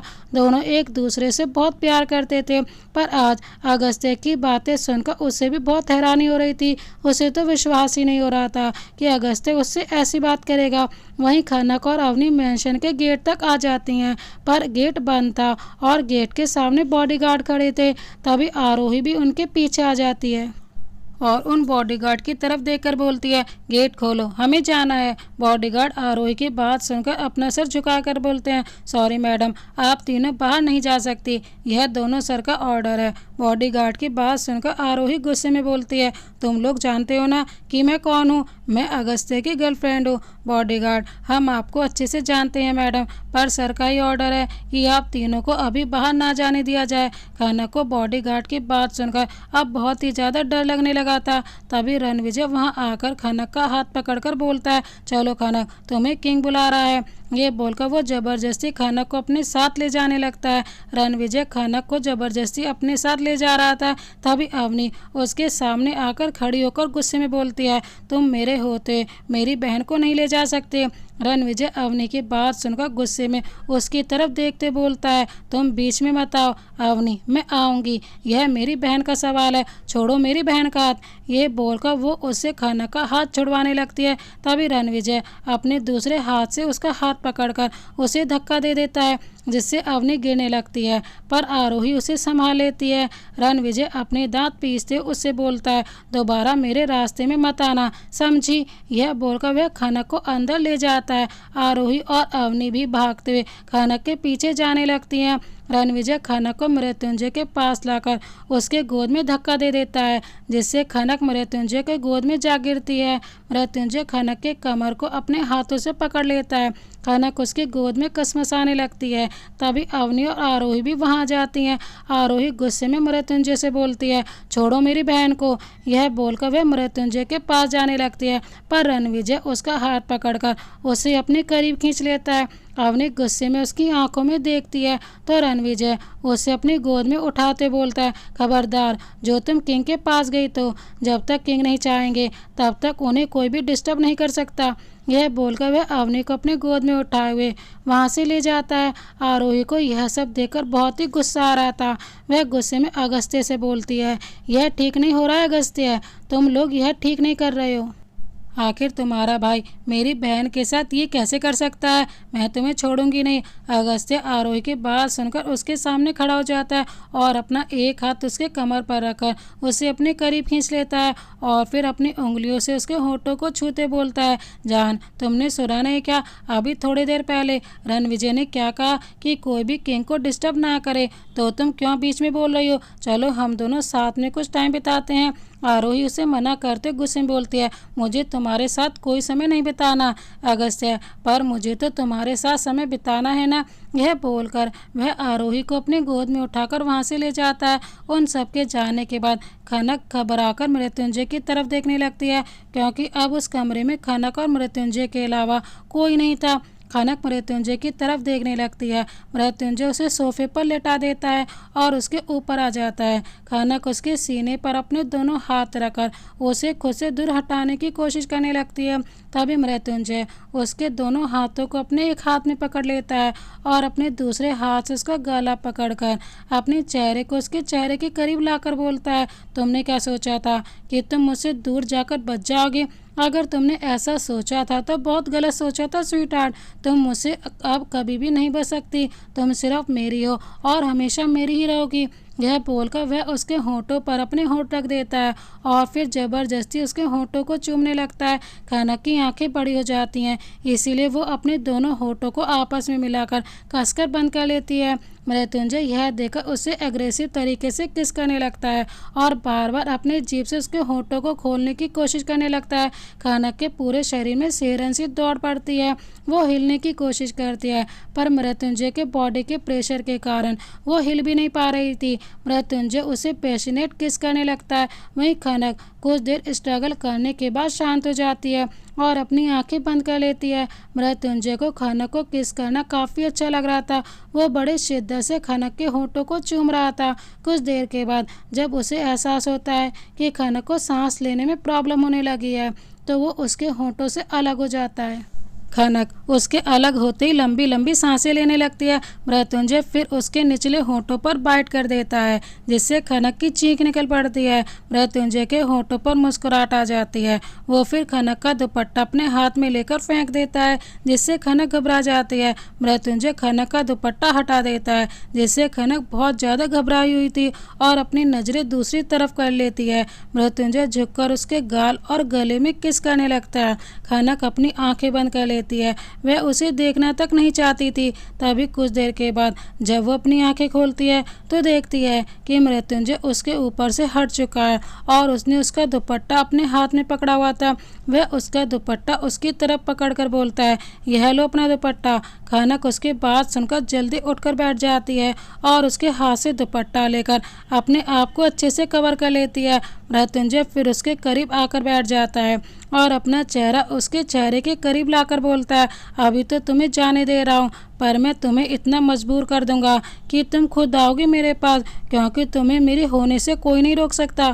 खनक उसकी बात सुनकर गुस्से में बोलती है, वह दिन कभी नहीं आएगा, देख लीजिएगा। मृत्युंजय उसकी बात सुनकर हंस देता है और फिर उसके गाल पर किस करते हुए बोलता है, वह दिन आएगा बहुत ही जल्द। वो दिन मैं लेकर आऊँगा जब तुम खुद चलकर मेरे पास आओगी और खुद को मुझे सौंपोगी। दूसरी तरफ रणविजय अवनी को अपनी गोद से उतार देता है। अवनी गुस्से में उसके सीने पर मारने लगती है। तभी रणविजय उसका हाथ पकड़कर अपने दांत पीसते हुए बोलता है, यह क्या कर रही हो तुम अवनी, तुम इतना गिर कैसे सकते हो? मैंने कभी नहीं सोचा था, मैं तो तुमसे प्यार करती थी, पर अब तुम्हारी ऐसी हरकत देखकर मुझे तुमसे नफरत हो रही है और खुद पर अफसोस भी हो रहा है कि क्यों मैंने तुमसे प्यार किया था। रणविजय उसकी बात सुनकर बोलता है, प्यार तो मैं भी तुमसे बहुत करता था, टूटकर चाहता था तुम्हें, तुम्हारे लिए कुछ भी कर सकता था, पर तुमने क्या किया, मुझे छोड़कर चली गई थी किसी और से शादी करने के लिए। तो अब तक शादी क्यों नहीं की?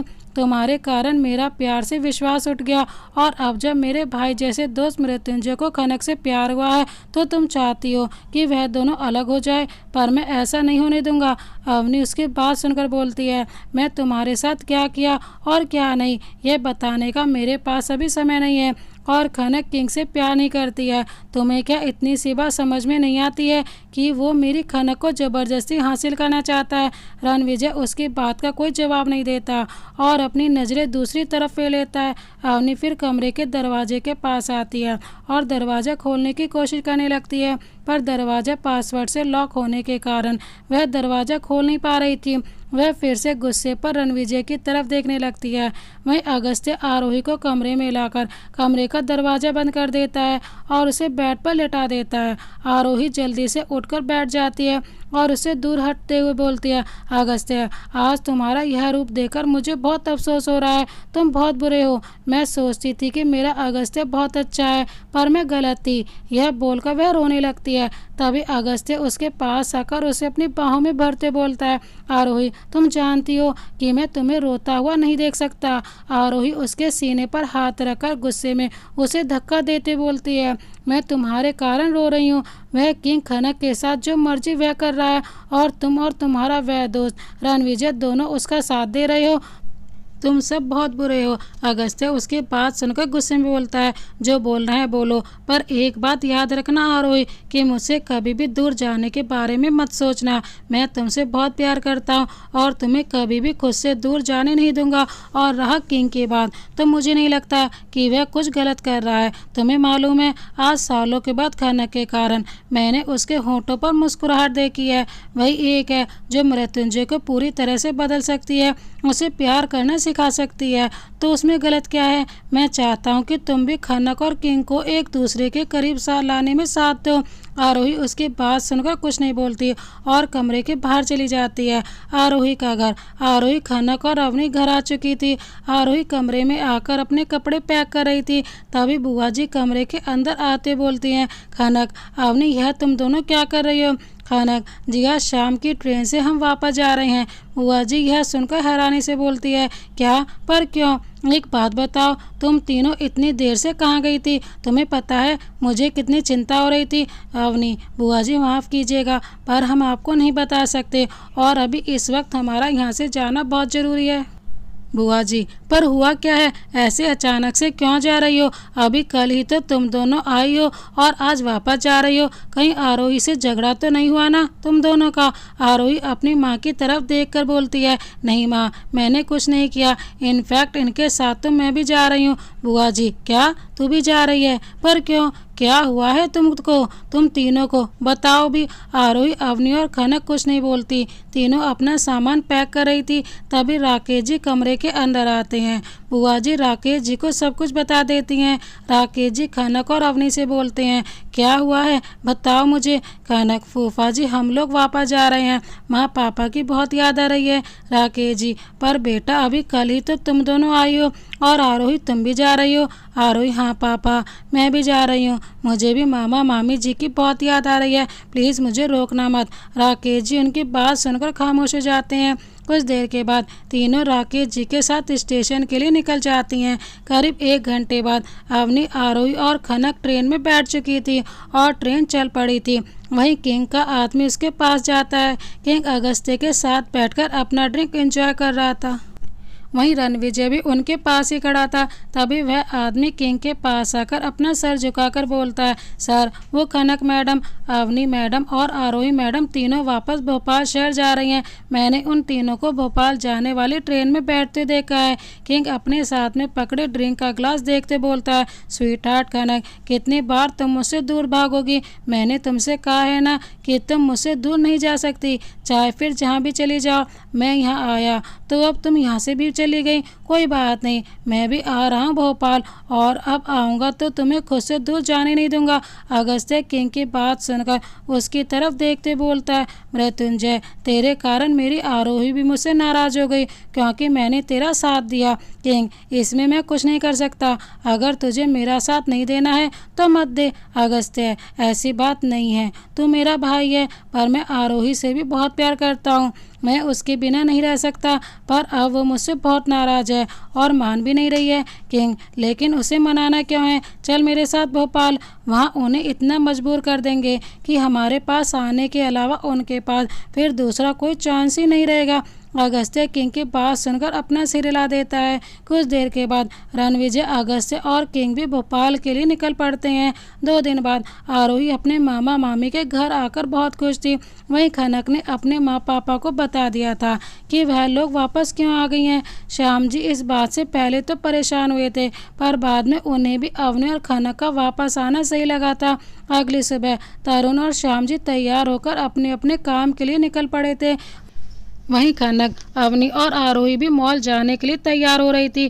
तभी कविता जी को एक अननोन नंबर से फ़ोन आता है। कविता जी कॉल उठाकर हेलो बोलती हैं, पर दूसरी तरफ किसी अनजान आदमी की बात सुनकर उनके हाथ से मोबाइल गिर जाता है। खनक अपनी माँ को ऐसे देखकर हैरान हो जाती है। वो कविता जी के पास आकर बोलती है, माँ क्या हुआ है। कविता जी रोते खनक की तरफ देखकर बोलती हैं, तेरे पापा का एक्सीडेंट हो गया है। खनक और अवनी जब अपनी माँ की यह बात सुनती है तो दोनों बुरी तरह घबरा जाती हैं। हॉस्पिटल, अवनी, खनक, आरोही, कविता जी और तरुण सभी हॉस्पिटल में मौजूद थे। वहीं ऑपरेशन थिएटर के अंदर श्याम जी को रखा गया था। डॉक्टर बाहर आकर कविता जी से बोलते हैं, मैडम आपके पति का बहुत बड़ा एक्सीडेंट हुआ है, हमें ऑपरेशन करना पड़ेगा, अगर 1 घंटे में ऑपरेशन नहीं किया तो उनकी जान जा सकती है। कविता जी डॉक्टर की बात सुनकर घबराते बोलती हैं, तो आप इंतज़ार किस चीज़ का कर रहे हैं, जल्दी से ऑपरेशन कीजिए, उन्हें कुछ नहीं होना चाहिए। डॉक्टर, देखिए मैडम, ऑपरेशन में कम से कम 15 लाख रुपए लगेंगे, अगर आपके पास 15 लाख रुपए हैं तो जल्दी से काउंटर पर जमा करवा दीजिए, उसके बाद हम ऑपरेशन स्टार्ट कर सकते हैं। 15 लाख सुनकर कविता जी और बाकी सब चौंक जाते हैं, क्योंकि 15 लाख तो किसी के पास भी नहीं था। कविता जी रोते डॉक्टर के सामने अपने हाथ जोड़कर बोलती हैं, डॉक्टर पैसों का इंतजाम हो जाएगा, लेकिन प्लीज़ आप ऑपरेशन स्टार्ट कीजिए, मैं कुछ करूँगी। डॉक्टर बोलते हैं, नहीं, जब तक पैसे नहीं मिल जाते तब तक हम ऑपरेशन स्टार्ट नहीं करेंगे। यह बोलकर डॉक्टर वहां से चले जाते हैं। कविता जी वहीं बेंच पर बैठकर रोने लगती है। खनक, आरोही, अवनी और तरुण सभी परेशान हो गए थे।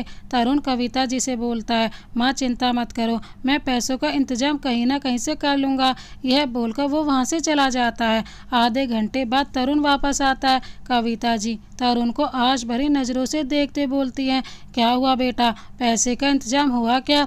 तरुण उदास नज़रों से अपना सर हिलाते बोलता है, नहीं माँ, मैंने बहुत कोशिश की पर कहीं से भी पैसे का इंतजाम नहीं हो पा रहा है। मैंने अपने ऑफिस, अपने बॉस सभी से बात की थी पर वो भी इतनी बड़ी रकम देने के लिए तैयार नहीं है। मेरी तो कुछ समझ में नहीं आ रहा है कि मैं क्या करूं।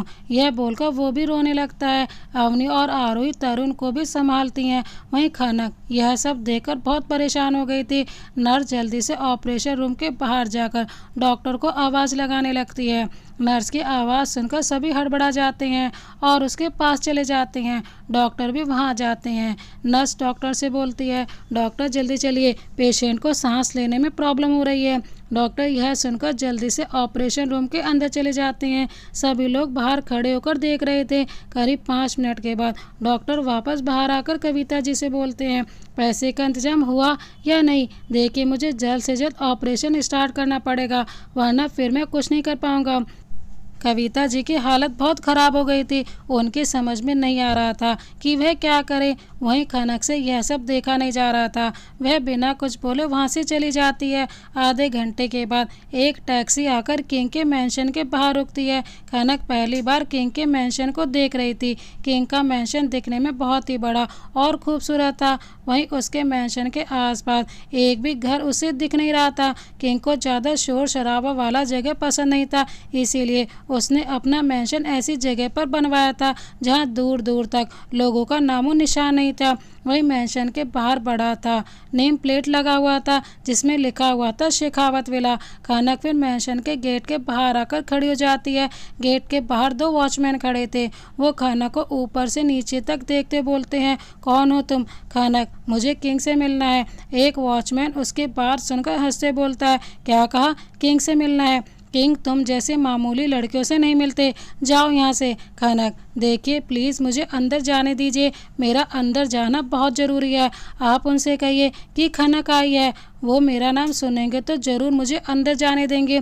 प्लीज़ आप उनसे एक बार कहिए कि खनक उनसे मिलने आई है। खनक का नाम सुनकर तो वॉचमैन को पसीना आने लगता है। वो दोनों फिर जल्दी से अपना सर झुकाकर बोलते हैं, सॉरी मैडम, गलती हो गई जो हम आपको पहचान नहीं पाए। प्लीज़ किंग सर को यह बात मत बताइएगा कि हमने आपको रोका था, वरना वो हमारी जान ले लेंगे।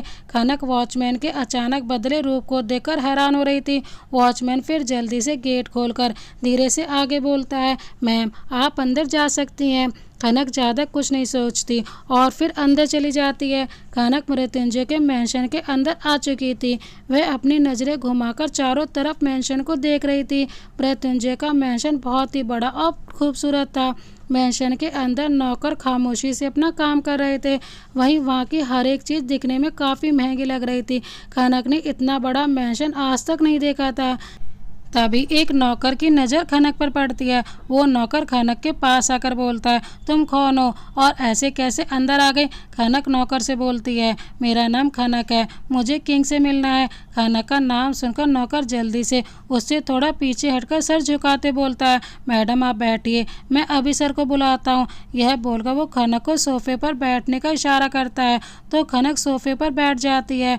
नौकर फिर वहाँ से चला जाता है। करीब 2 मिनट के बाद कुछ नौकर आकर खनक के सामने जूस और नाश्ते की ट्रे रखते हैं जिसमें अलग अलग तरह का नाश्ता रखा हुआ था और कई सारे जूस के गिलास भी थे।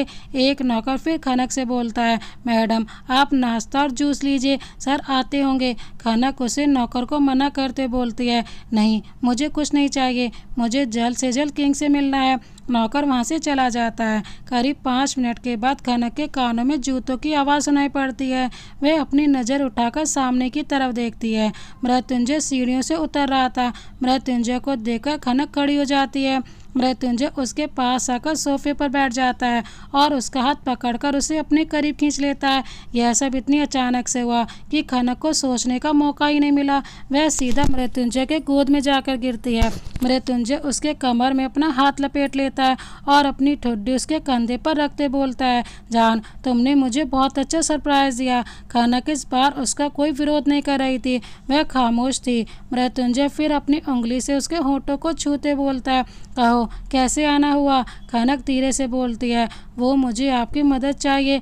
मृत्युंजय उसकी बात सुनकर हंसते हुए उसे अपनी तरफ पलटता है और फिर उसके खूबसूरत से चेहरे को देखते बोलता है, तुम्हें अपने पापा का इलाज करवाना है।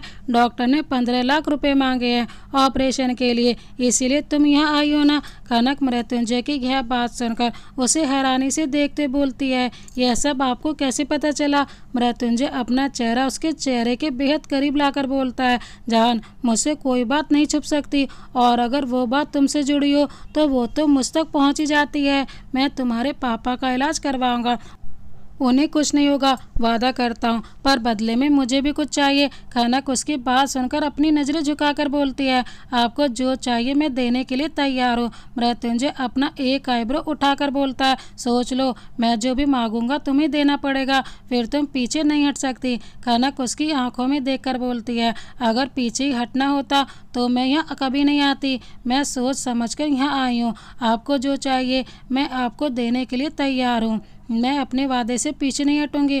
मृत्युंजय के होठों पर उसकी बात सुनकर मुस्कुराहट आ जाती है। वो फिर उसके होठों पर अपने होठ रखकर किस करने लगता है।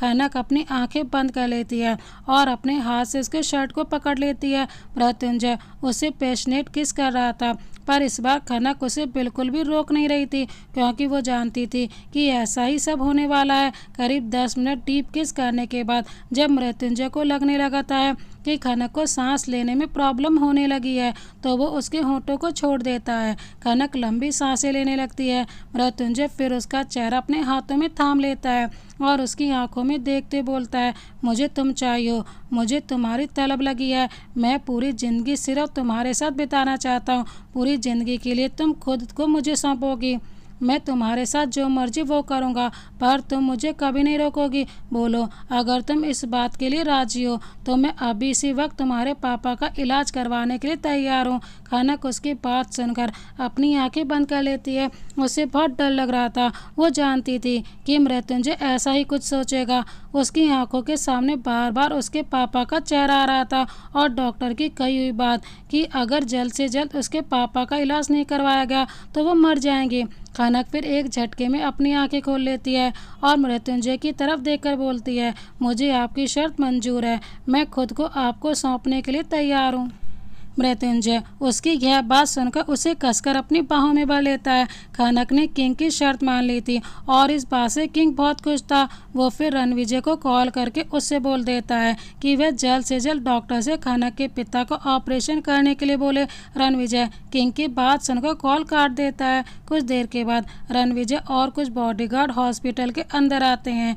रणविजय को देखकर अवनी, आरोही और बाकी सब हैरान हो जाते हैं। वहीं डॉक्टर जब रणविजय को देखते हैं तो वो लोग जल्दी से अपना सर झुका लेते हैं, क्योंकि उन सबको पता था कि रणविजय किंग का खास आदमी है। अवनी रणविजय से बोलती है, तुम यहाँ क्यों आए हो? तुम्हारी हिम्मत कैसे हुई यहाँ आने की? देखो हम लोग बहुत परेशान हैं, इसलिए यहाँ से चले जाओ। अवनी की बात सुनकर रणविजय उसे घूर कर देखता है और गुस्से में बोलता है, मैं यहाँ तुमसे मिलने नहीं आया हूँ जो तुम मुझे जाने के लिए बोल रही हो। मैं यहाँ किंग के ऑर्डर से आया हूँ और किंग ने ऑर्डर दिया है कि जल्द से जल्द तुम्हारे पापा का ऑपरेशन करवाया जाए। और हाँ, मैं किंग के ऑर्डर से आया हूँ, तुम मुझे ऐसे जाने के लिए नहीं बोल सकती। अवनी और बाकी सब यह सुनकर हैरान हो जाते हैं। रणविजय फिर डॉक्टर की तरफ देखकर बोलता है, जल्द से जल्द ऑपरेशन स्टार्ट करो, शाम जी को कुछ नहीं होना चाहिए, वरना तुम लोग कल का सूरज नहीं देख पाओगे। डॉक्टर रणविजय की धमकी सुनकर कांपने लगते हैं और फिर जल्दी से ऑपरेशन रूम के अंदर चले जाते हैं। तभी अवनी रणविजय से बोलती है, पर किंग पापा का ऑपरेशन क्यों करवाना चाहता है? हमने उससे कोई मदद नहीं मांगा है और हमें उसका कोई एहसान नहीं चाहिए। रणविजय, किंग कभी किसी पर एहसान नहीं करते, वो जो भी कुछ करते हैं वो सोच समझ कर करते हैं। तुम्हारी बहन कनक ने खुद को किंग को बेच दिया है, उसके बदले किंग तुम्हारे पापा का इलाज करने के लिए मान गए हैं। अवनी और बाकी सब रणविजय की यह बात सुनकर बुरी तरह चौंक जाते हैं। कविता जी रणविजय से गुस्से में बोलती है, तुम झूठ बोल रहे हो, मेरी बेटी कनक ऐसा नहीं कर सकती, वह खुद को किंग को नहीं बेच सकती। रणविजय, आपको यकीन नहीं है ना? तो मैं आपको अभी यकीन दिलाता हूँ। यह बोलकर वो उनके सामने फोटोग्राफ कर देता है। फोटो उस समय की थी जब किंग ने फोटोग्राफर को बुलाया था और खुद की और खनक की कई सारी फोटोज ली थी। वो फोटो न्यूज़पेपर के फ्रंट पेज पर छपी हुई थी जिसमें किंग खनक को किस कर रहा था और उनके फोटो के नीचे बड़े बड़े अक्षरों में लिखा था कि किंग की गर्लफ्रेंड खनक है। तो पूरे शहर के लोग खनक को ध्यान से देख लें। अगर किसी ने भी खनक के साथ बदतमीजी करने की कोशिश की या उससे बात करने की भी कोशिश की तो उस दिन उसका आखिरी दिन होगा। कविता जी, तरुण, आरोही और अवनी उस फोटोज को देखकर चौंक गए थे। रणविजय कविता जी से आगे बोलता है, अब मैं चलता हूँ। यह बोलकर वो जाने लगता है। तभी अवनी उसके सामने आकर खड़ी हो जाती है और गुस्से में बोलती है, मुझे मेरी बहन से बात करनी है, मैं भी तुम्हारे साथ चलूंगी। रणविजय, तुम नहीं जा सकती। जब तक किंग नहीं चाहेंगे कोई भी खनक से बात नहीं कर सकता, क्योंकि खनक किंग की है। तो किंग के परमिशन के बिना कोई भी अब खनक से नहीं मिल सकता। यह बोलकर वो वहाँ से चला जाता है। रणविजय के जाने के बाद कविता जी बेंच पर अपना सर पकड़कर रोने लग जाती हैं। उनकी समझ में नहीं आ रहा था कि वे क्या करेंगी। शाम का समय, श्याम जी का ऑपरेशन सक्सेसफुल हो गया था। उनकी जान बच चुकी थी और उन्हें होश भी आ गया था, पर किसी ने भी उन्हें खनक के बारे में नहीं बताया था। वहीं कविता जी श्याम जी के पास ही बैठी हुई थी और उनसे बातें कर रही थी। तरुण, आरोही और अवनी तीनों बाहर आकर बैठे हुए थे और काफ़ी परेशान थे। तरुण गुस्से में बोलता है, खनक ऐसा कैसे कर सकती है? वह खुद को उस किंग को कैसे बेच सकती है? उसने क्या एक बार भी हमारे बारे में नहीं सोचा? मैं अभी जा रहा हूँ और अपनी बहन को लेकर आऊँगा। अवनी तरुण की बात सुनकर उसका हाथ पकड़ते बोलती है, नहीं भैया, आप वहाँ मत जाओ, आपके जाने से कहीं मामला बिगड़ ना जाए। तरुण अवनी की बात सुनकर गुस्से में बोलता है, तो और क्या करूं? खनक को भूल जाऊं क्या? वो मेरी बहन है, आखिर वो ऐसा कैसे कर सकती है? उस रणविजय ने तो बोल दिया था कि अब हम खनक से कभी नहीं मिल पाएंगे, तो उसकी बात मानकर चुपचाप बैठ जाऊं मैं? अपनी बहन को नहीं बचाऊं उस दरिंदे से? अवनी, नहीं भैया, मैंने ऐसा नहीं कहा है आपको, मैं जा रही हूँ, मैं खनक को लेकर आऊँगी। तरुण अवनी की बात सुनकर उसे गुस्से में देखते बोलता है, कहीं नहीं जाओगे तुम दोनों? पहले ही खनक किंग के पास है, मैं नहीं चाहता कि तुम दोनों भी कोई मुसीबत में फंसो। मैं जा रहा हूँ खनक को लाने। यह बोलकर वह वहाँ से निकल जाता है। आरोही और अवनी एक दूसरे की तरफ देखने लगती हैं। आरोही फिर अवनी से बोलती है, अवनी दी, किंग बहुत खतरनाक है और अब तो उसके साथ अगस्त्य और रणविजय भी है। अगर तरुण भैया ने गुस्से में उन्हें कुछ बोल दिया तो पता नहीं क्या होगा, हमें भी चलना चाहिए। अवनी आरोही की बात सुनकर अपना सिर हिला देती है और वह दोनों भी वहाँ से चली जाती हैं। वो दोनों भी वहाँ से चली जाती हैं। यहाँ खनक किंग को उनके कमरे में खामोशी से बैठी हुई थी। उसे अपने पापा की बहुत याद आ रही थी। वो उन्हें देखना चाहती है, उनसे मिलना चाहती थी, पर अब वो चाहकर भी उनके पास नहीं जा सकती थी। कुछ देर के बाद कमरे का दरवाज़ा खुलता और मृत्युंजय अंदर आता है। मृत्युंजय को देखकर खनक बेड से उठकर खड़ी हो जाती है। मृत्युंजय मुस्कुराते उसके पास आकर उसके कमर पर अपना हाथ डालता है और उसे अपने करीब खींच लेता है। खनक अपनी नजरें नीचे झुका लेती है। मृत्युंजय उसके गालों को अपनी उंगलियों से छूते बोलता है, मुझे तो अब तक विश्वास नहीं हो रहा है कि तुम मेरे साथ हो और अब सिर्फ मेरे पास रहोगी। वैसे तुम्हें एक गुड न्यूज़ बताऊं, तुम्हारे पापा का ऑपरेशन सक्सेसफुल रहा और उन्हें होश भी आ गया है। खनक ये सुनकर मृत्युंजय की तरफ देखकर बोलती है, क्या पापा को होश आ गया? क्या मैं अपने पापा से मिल सकती हूँ? प्लीज़ एक बार मुझे उनसे मिलने दीजिए। मृत्युंजय, बिल्कुल नहीं, तुम यहाँ से कहीं नहीं जा सकती। अब तुम किसी से नहीं मिल सकती और किसी के बारे में सोचने की भी कोई ज़रूरत नहीं है। अगर सोचना है तो सिर्फ मेरे बारे में सोचो। मैंने तुम्हारे घर वालों को खबर पहुँचा दिया है कि तुम अब से मेरे पास ही रहोगी। अब से तुम्हारा किसी से कोई रिश्ता नहीं रहेगा, सिर्फ और सिर्फ मुझसे ही रिश्ता रहेगा। तुम्हारे माँ, पापा, दीदी, भैया अब कोई भी तुम्हारे लाइफ में नहीं रहेंगे और मैं तुम्हारे मुंह से उनके बारे में कुछ भी नहीं सुनना चाहता हूँ। खनक मृत्युंजय के पास सुनकर रोते बोलती है, प्लीज़ एक बार मिलने दीजिए, मैं आपकी सारी बात मानूंगी, लेकिन एक बार मुझे अपने पापा से मिलने दीजिए, उसके बाद मैं कभी आपसे कुछ नहीं मांगूंगी। मृत्युंजय उसके आंसू पोंछते बोलता है, मैंने कहा ना कि तुम नहीं मिल सकती और उनके लिए रोने की कोई ज़रूरत नहीं है। चलो चुप हो जाओ, अब दोबारा मैं तुम्हारी आंखों में आंसू नहीं देखना चाहता। यह बोलकर वो उसकी आंखों पे किस करने लगता है। तभी एक नौकर कमरे का दरवाज़ा खटखटाता है। दरवाजे की आवाज़ सुनकर किंग गुस्से में चिल्लाते बोलता है, कौन है जो अपनी मौत को बुलावा दे रहा है। किंग के अचानक चिल्लाने से खनक भी घबरा जाती है और उसे देखने लगती है। वो नौकर धीरे से अंदर आकर अपना सर झुकाकर बोलता है, सॉरी सर, वो मैडम के भाई आए हैं और मैडम से मिलने की जिद कर रहे हैं। खनक नौकर की बात सुनकर किंग से अलग हो जाती है और तुरंत कमरे के बाहर चली जाती है। यह देखकर किंग को और भी ज़्यादा गुस्सा आ जाता है और वो भी उसके पीछे चला जाता है। तो दोस्तों, इस कहानी को यहाँ तक देखने के लिए आपका बहुत बहुत धन्यवाद। इस कहानी को आगे देखने के लिए देखिए इस कहानी का अगला भाग, जिसका लिंक डिस्क्रिप्शन बॉक्स में मेंशन कर दिया जाएगा। क्या खनक का भाई तरुण खनक को वहां से ले जाएगा या फिर मृत्युंजय खनक के सामने ही तरुण को मौत के घाट उतार देगा? क्या करेगी खनक मृत्युंजय के साथ अपने भाई की मौत का बदला लेने के लिए? देखिए इस कहानी के अगले भाग में। इसी तरह की प्यार भरी कहानी देखने के लिए हमारे चैनल को अभी सब्सक्राइब कर बेल आइकन को प्रेस करना ना भूलें। मिलते हैं एक और नई प्यार भरी कहानी के साथ, तब तक के लिए जय हिंद, वंदे मातरम।